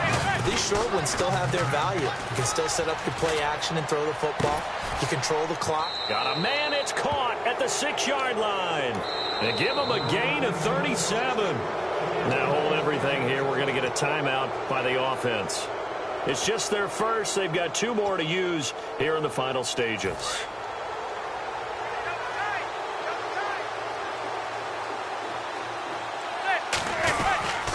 And on the ground they go with the running back. And he will push his way forward down to about the 3-yard line. Give him 2 yards on that one. 2nd and goal now. And now they're in the hurry-up. And from the 3 now, it's 2nd and goal. Stays on his feet. And he's going to get this back to the 3-yard line and no further. No gain on the play, and it'll bring up a 3rd down. And they'll go on the ground. And he'll take this for a short gain on what will prove to be the final play of this ball game. A road win in the National Football League. Charles, you never take that for granted no matter who you're playing, no matter where you're playing. You take it and you run with it. And you know you primed the pump all week in your own home facility. No one thinks we can do this. Only people who believe are right here in this room. And then you go on the road, band together, and get it done.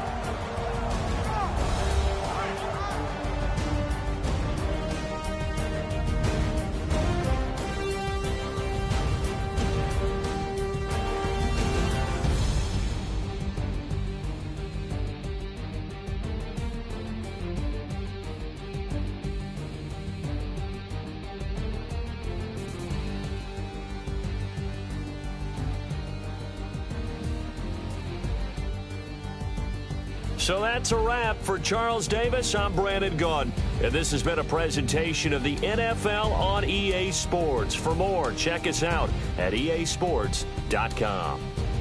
With that, we say so long from Santa Clara.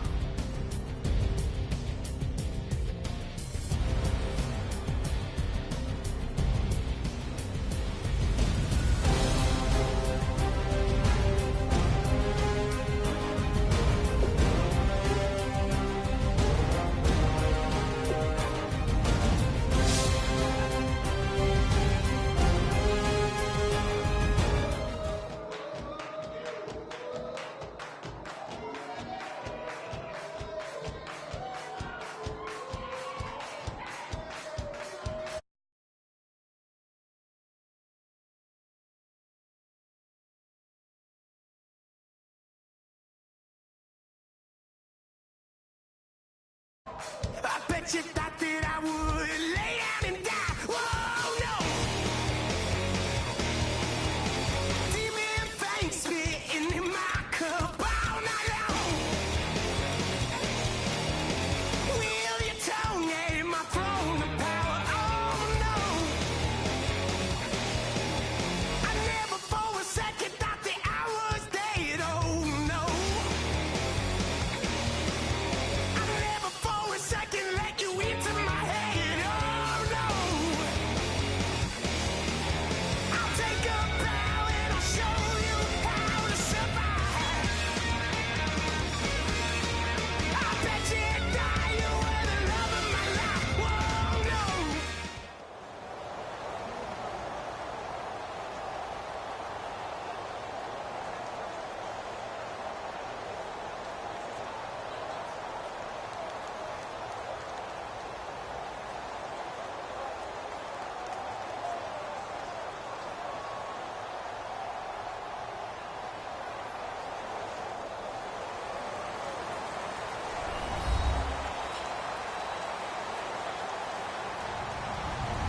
Hello, everyone. I'm Larry Ridley. You're tuned into the NFL on EA Sports. Confidence is never a question when it comes to wide receivers, and these two are no different. It's Macklin's Chiefs going up against Beckham's Giants. With that, we're off to MetLife Stadium in New Jersey as we bring in the two men who will call our game, Brandon Gaudin and Charles Davis.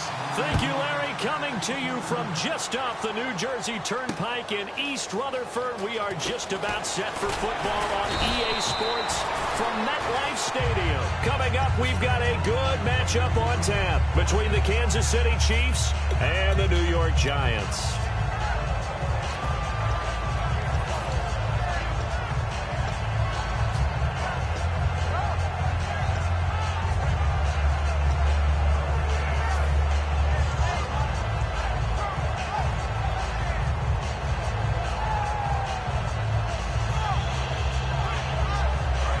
Looks like the defense in press coverage here.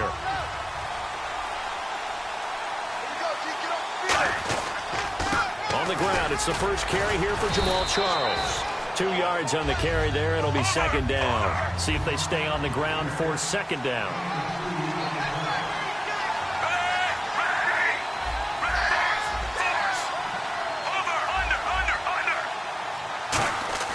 Now Smith. Looking deep downfield. And they went for a big play through the air on second down. Couldn't connect. Now it's third. And quickly the starting 11 now for the New York defense. Janoris Jenkins combines excellent coverage ability with supreme confidence in himself. He thinks that no one is going to catch a pass in his area. Calls himself Clamp City. An early tough test on the opening drive. This is 3rd and 8. Throwing on 3rd down, Smith. Able to find Harris, complete. It's a gain of 20 and picking up the first. Boy, the evolution of the game and how these guys on plays like that can get out of the pocket, keep plays alive, it just makes things so much harder for defenses. It really does, and we're talking about an era in the game where the quarterbacks are the most athletically gifted that we've seen in a bunch. I mean, when you talk about collectively, it's unbelievable. So their ability to move is practiced now. It's not necessarily, oh, he just took off and you guys figure it out. When he takes off, everyone knows where to go now. They know how to run routes, change things, make themselves presentable for the quarterback. It's a lot of time that they put in on it. It's not just your static 1, 2, 3. This is where the ball goes anymore. 4 yards on the pickup there as they get it back to a more manageable 3rd and 7. You got to give kudos to your offensive line and the guy carrying the ball because they were in a 2nd and long situation. It seemed pretty dire, but they brought it back to 3rd and manageable with that run. So following the run, we'll see what they do here on 3rd down.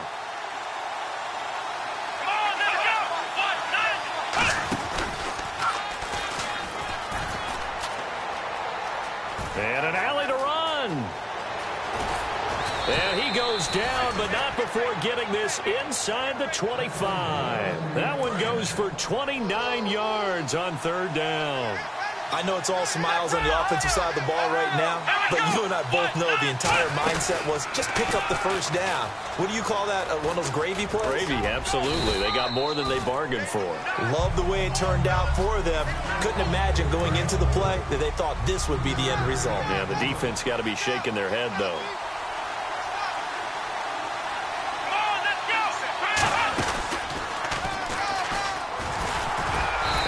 Get this down only to the 18. Call it a gain of a couple, and that's going to leave them with a 3rd and about 5.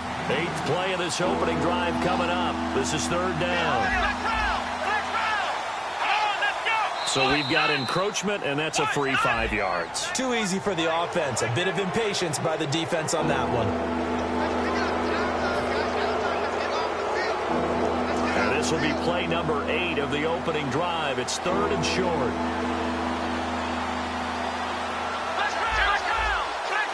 Now a direct snap. It's Jamal Charles. They'll be marked inches short. No gain on the play. And that's going to lead them to 4th down. On every snap, the defense is trying to establish who they are. But on 3rd and short, that's really when you put it out there and tell people who you are. And that's exactly what they did. For the offense, they're looking at their offensive line and saying, guys, where are you? We need you on those plays.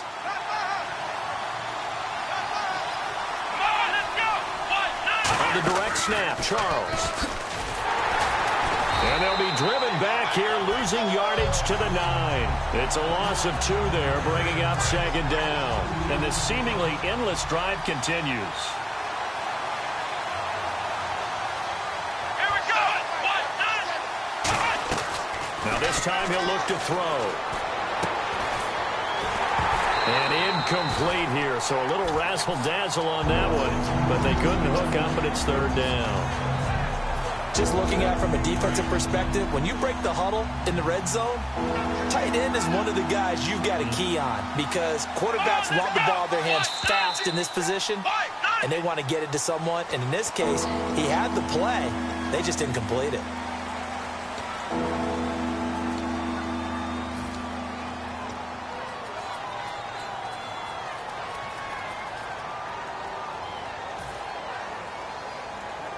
And the dreaded 3rd and long here for the offense.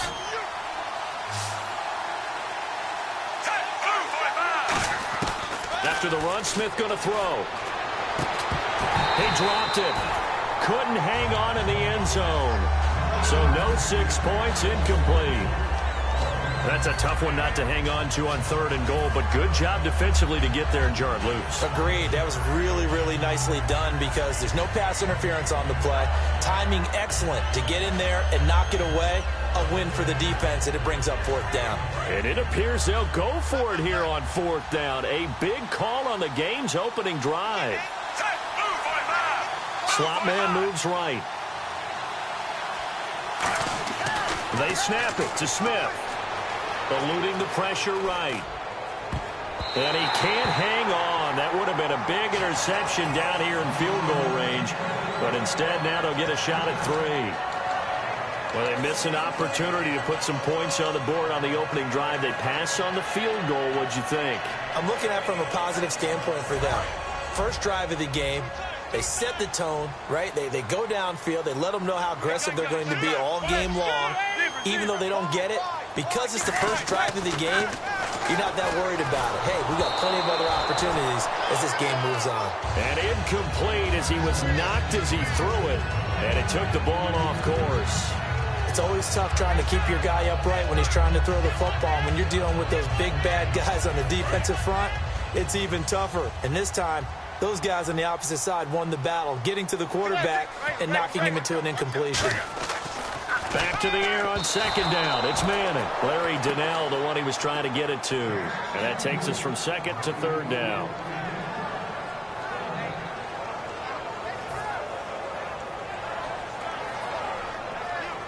So a 2nd down incompletion now brings up 3rd down.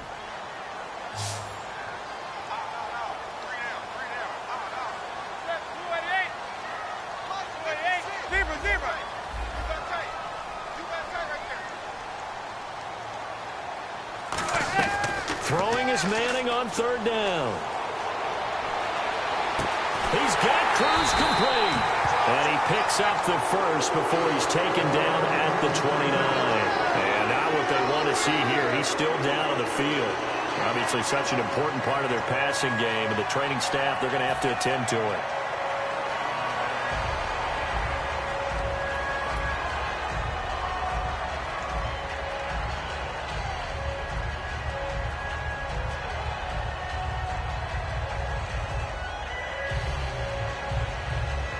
Fresh set of downs here. Double tight, guys, double tight.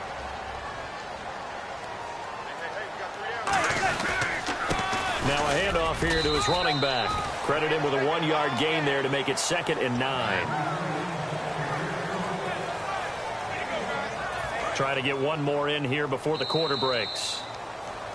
Alongside Charles Davis, I'm Brandon Gaudin, and it's the Giants with the football here as we begin quarter number 2. They've got a 2nd and 9 to start things out.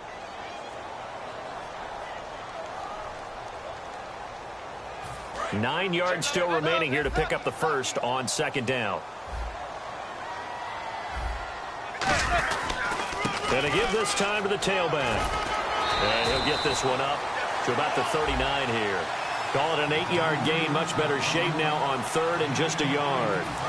So 3rd down, just 1 yard to go. And on the outside, they're playing press coverage.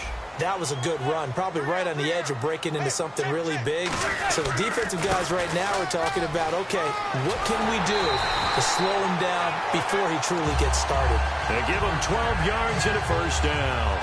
Whenever we meet with coaches and they always talk about wanting to establish running the football, it's oftentimes with a good tight end who can control the line of scrimmage and the point of attack, and they're becoming harder to find because the colleges are giving us a whole lot of receiving tight ends, former wide receivers who can run, not necessarily block very well.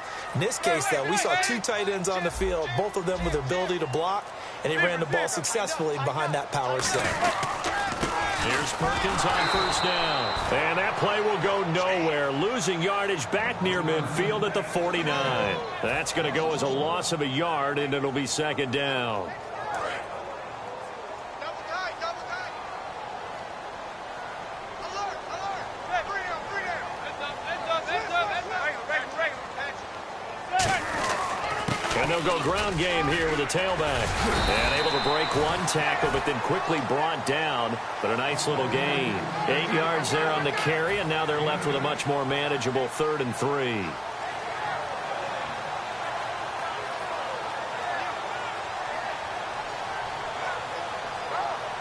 The 8th play of the drive coming up. It's 3rd and 3.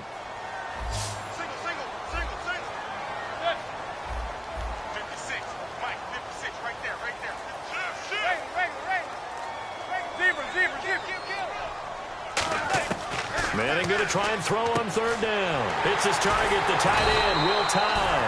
And he will have a first down as they get him to the ground at the 37. And Brandon, from our time in college football, where receivers weren't running the traditional NFL route tree, one thing they did learn, find open areas, find soft spots, and set up and catch the ball. And I think we just saw that there. Yeah, we saw that indeed, picking up the first. Sometimes it looks pretty simple, batting the ball away, but oftentimes there's some pretty good teaching and practice that goes into it. Being able to get to the receiver, not interfere, and get his hands through the football and knock it away. Manning will try again on 2nd down. Underneath for Jennings. And brought down, but not before they're inside the 25. A really nice pickup of 14 yards, and it moves the sticks. So many times you hear today's NFL described as a space game. Get your best players into space with the football in their hands. That's why sometimes you swing it out to your runner, get him out in the flat, and let him have a chance to make people miss an open field. And he'll be taken down near the 20 at the 21. Brandon, it's early in this one, but Paul Perkins is a guy that I saw play at UCLA. And you know when he did his most damage? Late in the ball game. He's one of those guys that's a high-volume ball carrier and really wears people down and produces big as the game's on the line. Had some good moments for the Giants this year. Question, though, is he just a complimentary piece going forward, or can he ever be the guy? I think he can be the guy, but I don't believe the Giants are just going to settle for that. They're going to bring in more competition and make him earn it. And that's why the fullback position was created. You just want a big, strong, powerful guy you can hand the ball to and pick up good yardage. And an extra DB here for the Chiefs on 3rd down. Pass situation.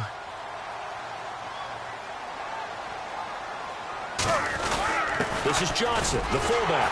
And he will have the first down inside the 10 to the 9-yard line. It's amazing how much advice defensive players get on 3rd down. You hear the bench screaming out, watch the draw, watch the screen, watch the pass here. Very rarely did they reference watching the fullback, and he slipped through and picked up a first down. And the D-line pinching together, must be expecting the run. Here's Johnson now, the fullback. And he's able to find some room as they get him down after a good run. Call it a gain of 9 there, and it puts him in better shape here for 2nd and goal. They've definitely established a rhythm on this drive, moving the ball quite well. And big man with football is an integral part of the whole thing. And now the offense gets set for play number 15 on this drive. It has been a long, long stanza for this unit. Now they'll empty out the backfield.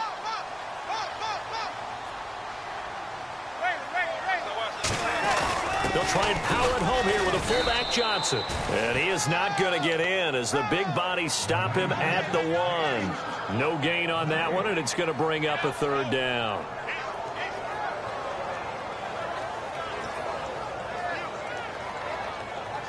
Well, they held him out on 2nd down, and now here's 3rd and goal.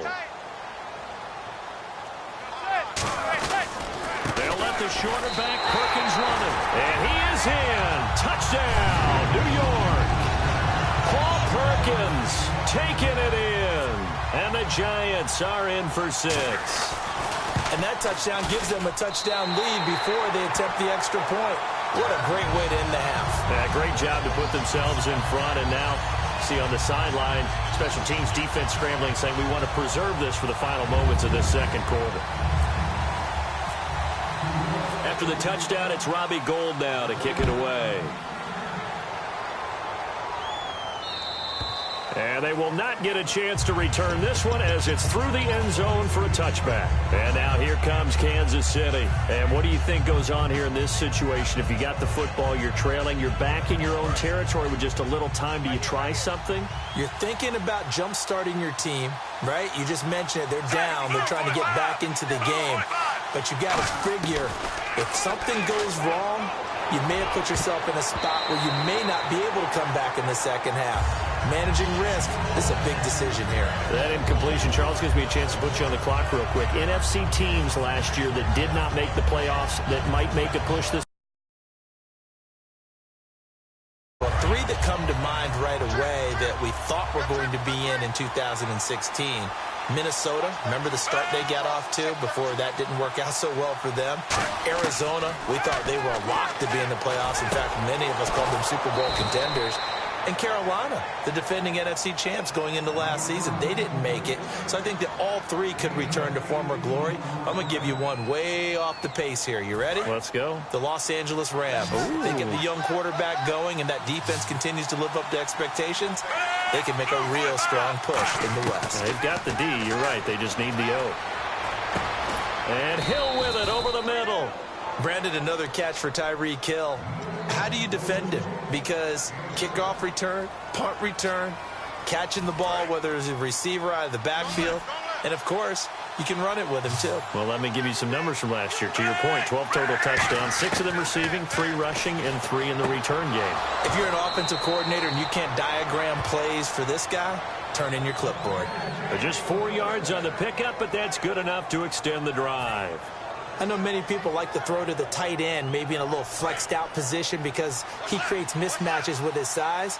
But slot receivers do the same thing with their quickness, their speed, and their route running savvy.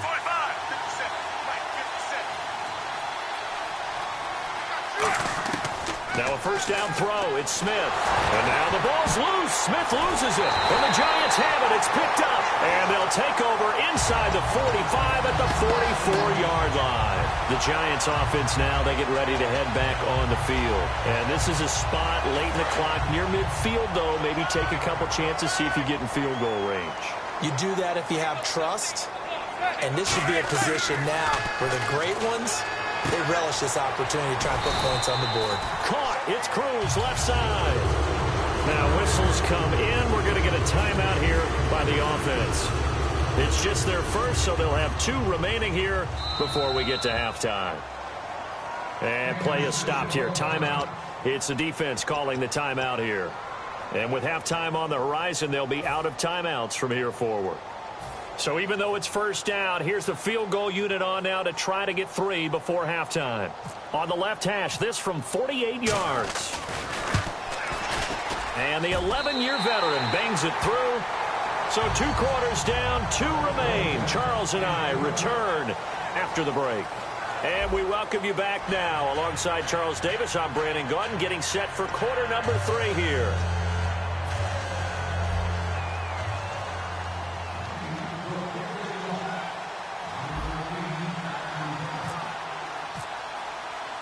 Both teams appear ready for the fight ahead, and we resume action here in quarter number 3. It's a very short kick taken by an up man. And they're able to return this one all the way up to the 45. And here comes the Giants offense back out onto the field. They built a good first half lead. Now they have a chance to add on to it. And what I'm thinking is that the offensive staff spent the entire halftime just working with them on, here's what we think they're going to do to attack us in the second half. Nice first half that we've had, guys, but be prepared for some change-ups. We're going to see them when we kick it off in the second half. See how they handle any adjustments that might be made defensively. They get 25 yards out of that one, and that leads to a New York first down.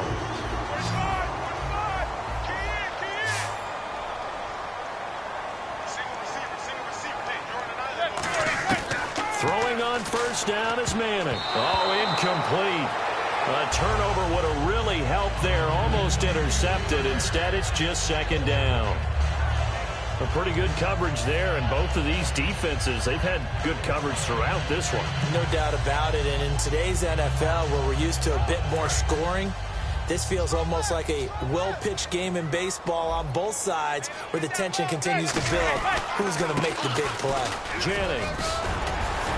They'll get it to the 23-yard line. A nice job to get 8 there after the incompletion, and now they'll look at a 3rd and 2 coming up.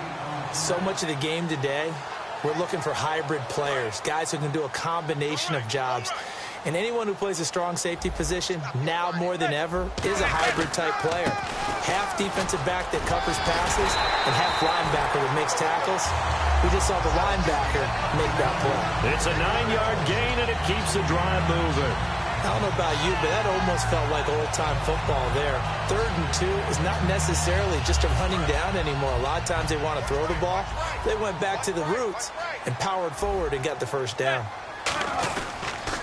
Now it's Jennings, and he'll fight his way down right around the 12. Give him a couple on the carry there, 2nd and 8. Well, so many times we look at a short run and we praise the offense for trying to set the tempo and establish things, but the defensive guys, hey, they just won the battle there. It wasn't a big run given up. They don't always have to absorb the body blows. Sometimes they dish them out themselves. The slot man in motion right. And he'll give it here to his running back. And he'll get this one down to about the 10-yard line. He'll pick up only a yard there, and it'll leave him with a 3rd and 7. Partner, we know today's NFL is really built around the guy throwing the football.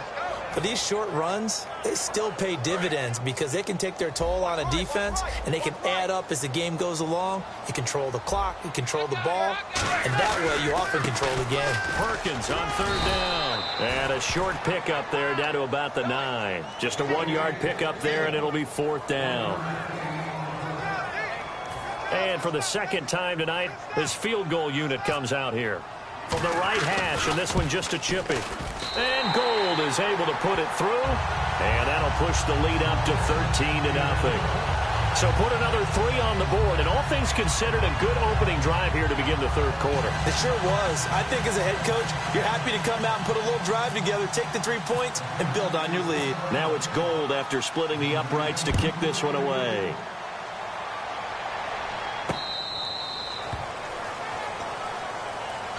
A look at the offense now here, coming back out on the road for their first possession of the 2nd half. They trail offense, first time to touch the ball in quarter 3, and we'll see what they can do. And I can't wait to see what they have planned, because some teams script to start a half. Other teams just go, okay, these are the sequence of plays we want to run. These things worked well for us. And sometimes they throw in that big chunk play right away. Shocker. Try and get after them early. And that's caught inside the 35. A big play there for KC. 47 yards. They've been struggling in the passing game. Do you like the aggressiveness there? I mean, it worked on that play, but do you like it? I do, because a lot of the time you're struggling because your passing lanes are clogged. That usually happens when you're throwing the ball underneath. People start to press up on you, push them deep, find some space, and open things up again. Being aggressive there, I think, will pay off for them. And this is caught. Jeremy Maclin. 20 yards on the pickup there. And the Chiefs are going to have a 1st and goal. So after that big play, let's see if they can catch their defense maybe on their heels. They come up in an offset eye. Throwing is Smith. Quick slant. That's caught by the veteran Maclin. A good pickup there. 8 yards on the 1st down completion.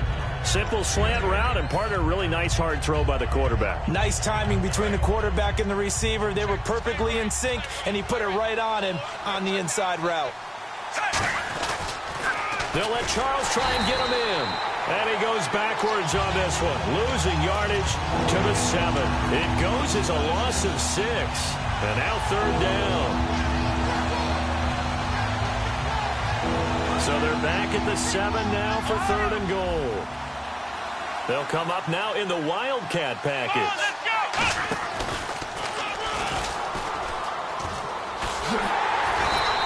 Call it no gain on the play, so no help there. And now 4th and goal. Another stop on 3rd down, and this defense still hasn't allowed a touchdown to this point.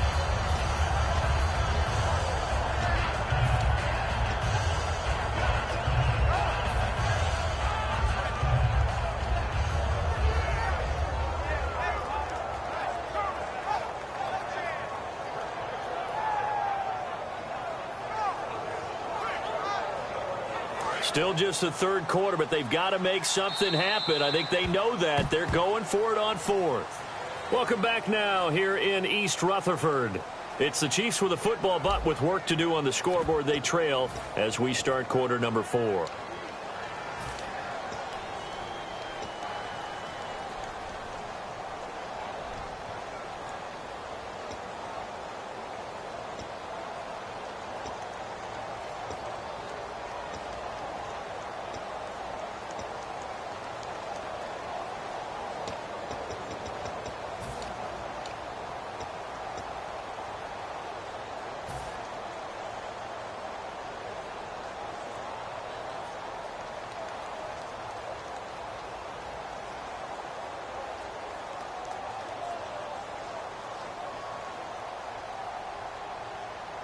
The field goal doesn't help. They're going to go for the 6 here on 4th and goal. They come out 5 wide, 3 of them to the right side. Desperation time for Smith on 4th down. And that is incomplete. They can't hook up here on the 4th down pass attempt, and the Giants are going to get the football back. The Giants offense now gets ready to head back onto the field. And they had 3 points last time, but they didn't want 3 points because they were well within range of scoring a touchdown. We'll see if they can do better now. I'm with you on that one. Let's just go ahead and be frank about the whole thing. The only one happy about the 3-point? The kicker. Exactly. He put it through the post. That's going to help him at contract time. But that offense, they're thinking, let's get in the end zone this time. I don't know if that helped him at contract time. You could have kicked that one through. I don't know about that. So bad. I don't know about that. Super tough. The drive starts with a run by Perkins. 2 yards on the pickup there. It'll be 2nd and 8. And in this situation with a lead 4th quarter, they're liking keeping the ball on the ground, I'm sure. That's just smart football, but you know the defense has to know it as well. They've got to stop them here. So now we're going to see that loading the box in a big way. 6, 7, 8, 9, whatever it's going to take, puts a little bit more pressure on your big offensive line. A couple of Chiefs there to bring him down. But if you're a football guy, that's a pretty run because everyone is in sync right there. Obviously, the guy carrying the ball, but how about the people up front? Leverage, athleticism, they created some nice space for him.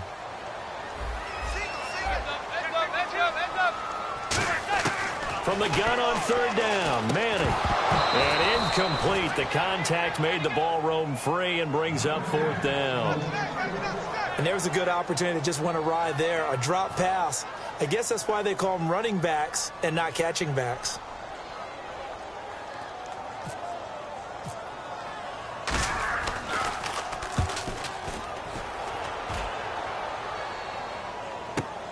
Taking it about the 36.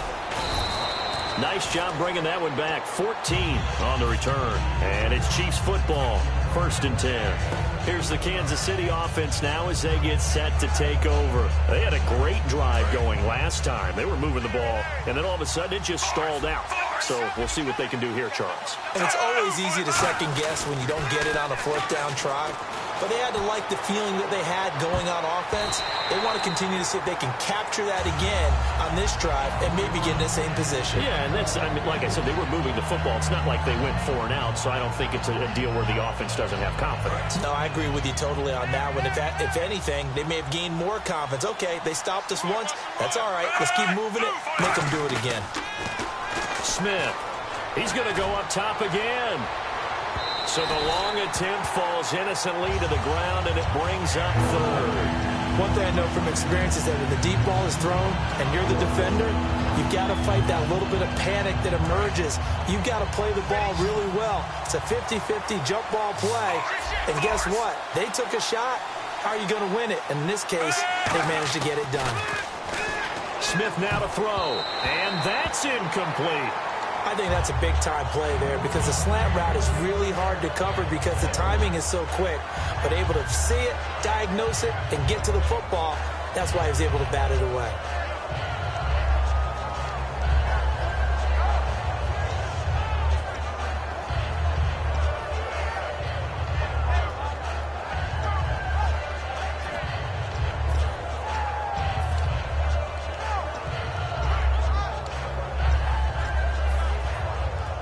And they're indeed going to go for it here on 4th down. So trailing here in the last quarter. Let's see how this plays out. Got to try it here. He's back to throw. And no, it's incomplete. Andy Reid went for it, but it won't pan out. And the Giants are going to take over in great field position. And New York set to take the field. And on the last go-around, they really couldn't get anything going. They had to punt from deep inside their own territory, which means you're going to lose the field position battle as a general rule.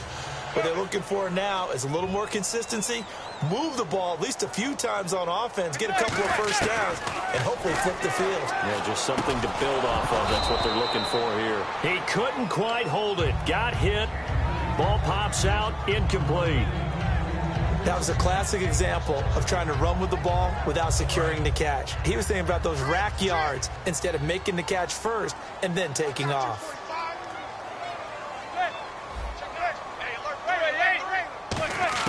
Back to the air on second down. It's Manning. And he almost had it defensively. Could have been a game changer there in this second half. Instead, it's third down. Well, he did almost everything right. Excellent coverage, breaks on the football, just unable to haul it in and take it the other way. So he dropped an interception. The key for him now, don't dwell on it. Just move on to the next play. Throwing is Manning on third down. And he takes a shot on the release as this will be incomplete. Putting pressure on the guy throwing the football is always good. But when you can couple that with contact on him that leads to an incompletion, as we just saw there, that's winning football. He gets this one away, and boy, it's another boomer. Oh, he'll field it in the end zone. So possession goes over here on the punt. And the Chiefs will take over at their own 20. And now here comes Kansas City. And this offense last time turned it over, went for it on fourth, didn't get it. They're lucky, though, because no points against the team on the board, but we'll see how they respond. Yeah, they've got to get a lot of credit to their defensive teammates, don't they?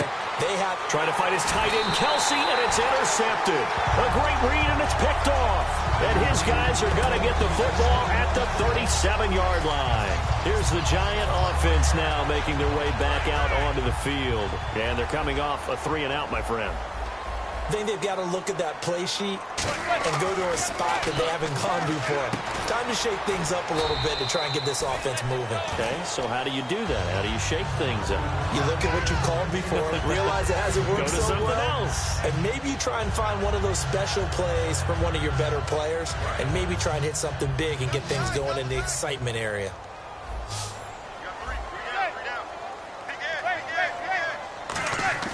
Manning to throw on second down. Oh, he's got a man wide open, complete. And he gets this one all the way down inside the 15. And the game just keeps evolving. Big guys running those corner routes, so difficult to cover.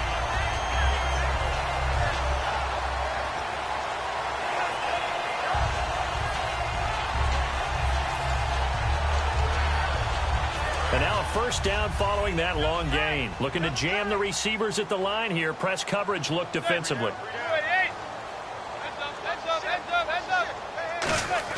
Manning now on first down. And he will take it on in for a Giant touchdown. Larry Donnell, a 14-yard touchdown. And thanks to the interception, the Giants offense cashes in with 6. Now they'll send a tight end in motion left. Eli's going to throw. And they don't get it. They tried for the two-point conversion there, but unsuccessful. Protection was great. He had time to set up a campsite. But in the secondary, though, they were ready. And I think that in most places on the field, if you have that much time to throw the ball, someone's going to shake free and you'll find an open receiver. But condensed near the goal line on a two-point conversion, all that extra, there's not any extra field. So it kind of closes in on them, and that allows you to cover a little bit better. Trying to shake off the interception from the last drive. He'll look to throw. Oh, and a bad throw there. It's intercepted. Picked off by Dominique Rodgers-Cromartie. And they take possession of the football and have it at the 36-yard line.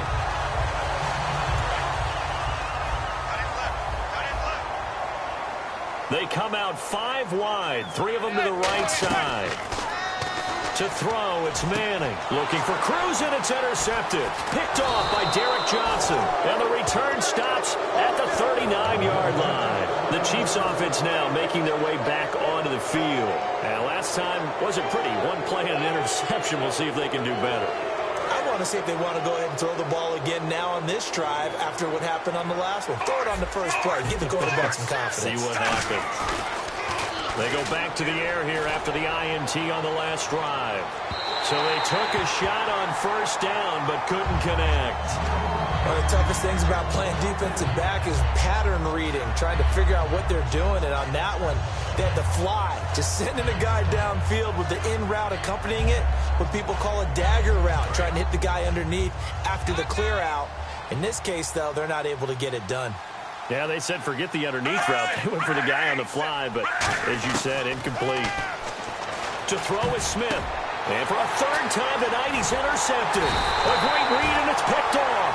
And they're going to set up shop at the 27-yard line. And now out come the Giants.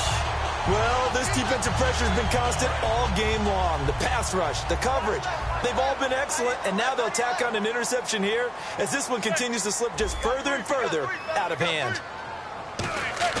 So after the INT, it's Manning. But when this ball's tipped and intercepted, picked off by Derek Johnson. And they'll start with great field position at the 41-yard line. And now here comes Kansas City. And 3 interceptions in this game. And I would have to think, I wasn't a quarterback, but number 4 is kind of, you're like, oh, man, I can't throw 4.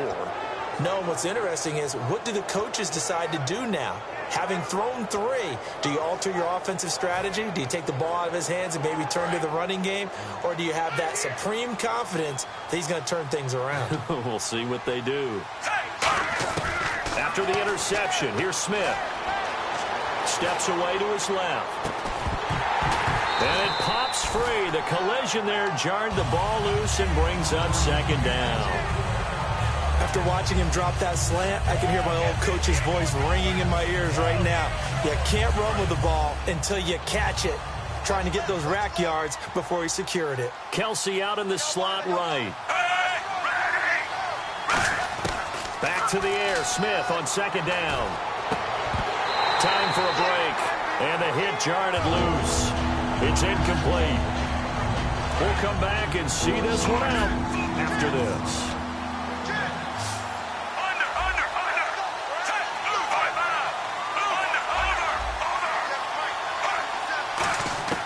Throwing on third down, Smith.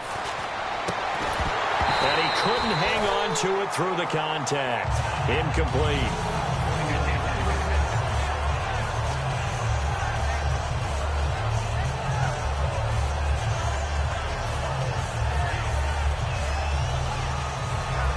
The 3 straight incompletions, they don't care. That hasn't dissuaded them. They're going to go for it on 4th.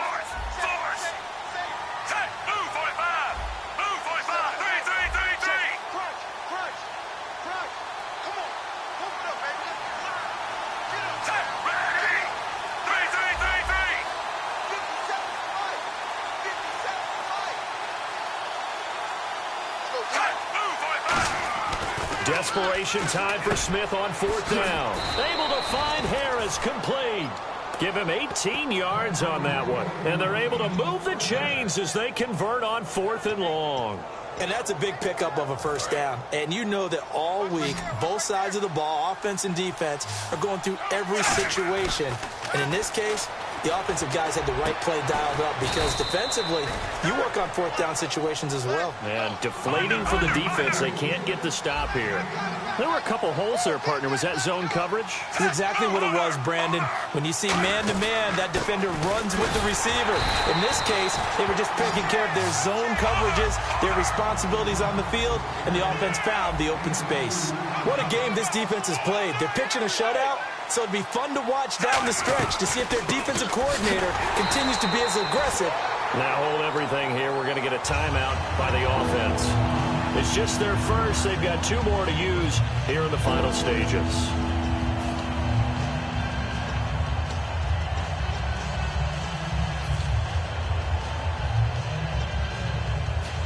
They gotta have 6 here. It's 3rd and goal.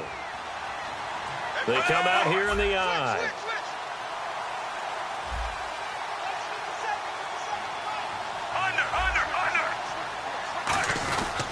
They're going to run with Charles.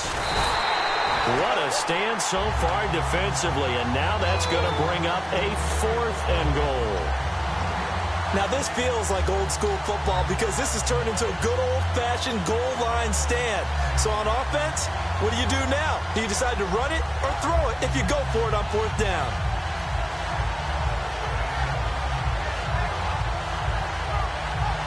And maybe a final chance to get on the scoreboard here. This is 4th and goal. Got to try it here. He's back. And that is caught for the touchdown, Kansas City. Tyreek Hill, a 2-yard touchdown grab. And the Chiefs are able to cut into this lead. And yeah, that touchdown counts for their team. But I think it counts more for the fantasy guys, doesn't it? Yeah, it's just something maybe positive to look at on film. But this one's over, let's be honest. Yeah, I agree with you totally on that one. And he'll bang that one through.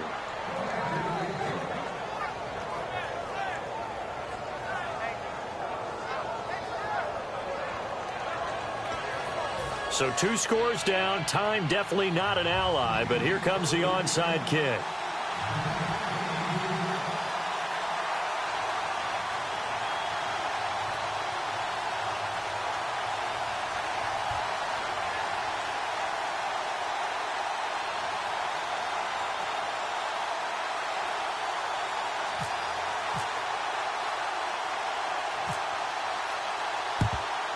And this will be recovered by the Giants. And that ought to just about do it. They knew they needed a miracle. They had to have that onside kick.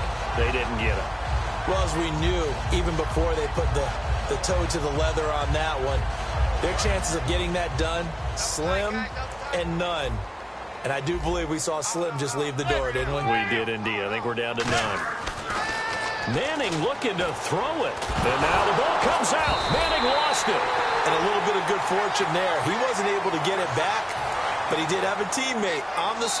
And the Chiefs are going to signal for and be granted another timeout. That'll be their 2nd, so one more chance to stop the clock here. And we'll be back. Now Manning throwing on 2nd down. And that will be incomplete with a clock showing 18 seconds now to go. Today's NFL, these big guys are featured receivers. They move them all over the place to try and find good matchups. And they had one. They were just unable to complete the pass. On play action, it's Manning. He's going to launch this thing way downfield. And that will be incomplete with a clock down now to 13 seconds. Sure, that pass was incomplete as they made an attempt to get a big one downfield. But that's okay because the second part of that is if you don't get the completion, at least you've told the defense you're trying to stretch them out a little bit, and they may have to change accordingly. So now here are the Chiefs as their offense makes their way back out onto the field. This is just an exercise in futility. Do you even bother running a play here offensively? I wouldn't, because now is not going to erase what's happened during the game. So after it's over, you're going to go to the film, find out where the game was really lost. But this is not a situation now where you're going to make up for anything. We'll see what they do here.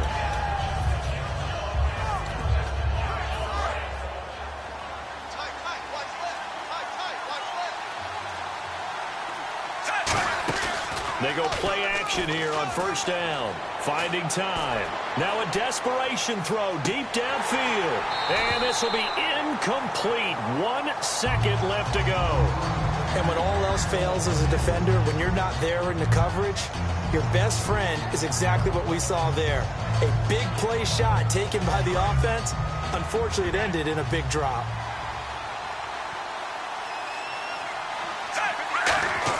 One last throw here for Smith. No chance to get away there for Smith as he goes down. And, Charles, you know what coaches always tell us. We want to win our home games. That much we know. We want to protect our home turf. They got that done in this one. Exactly right. When you start a season, everyone's goal, win all of your home games, split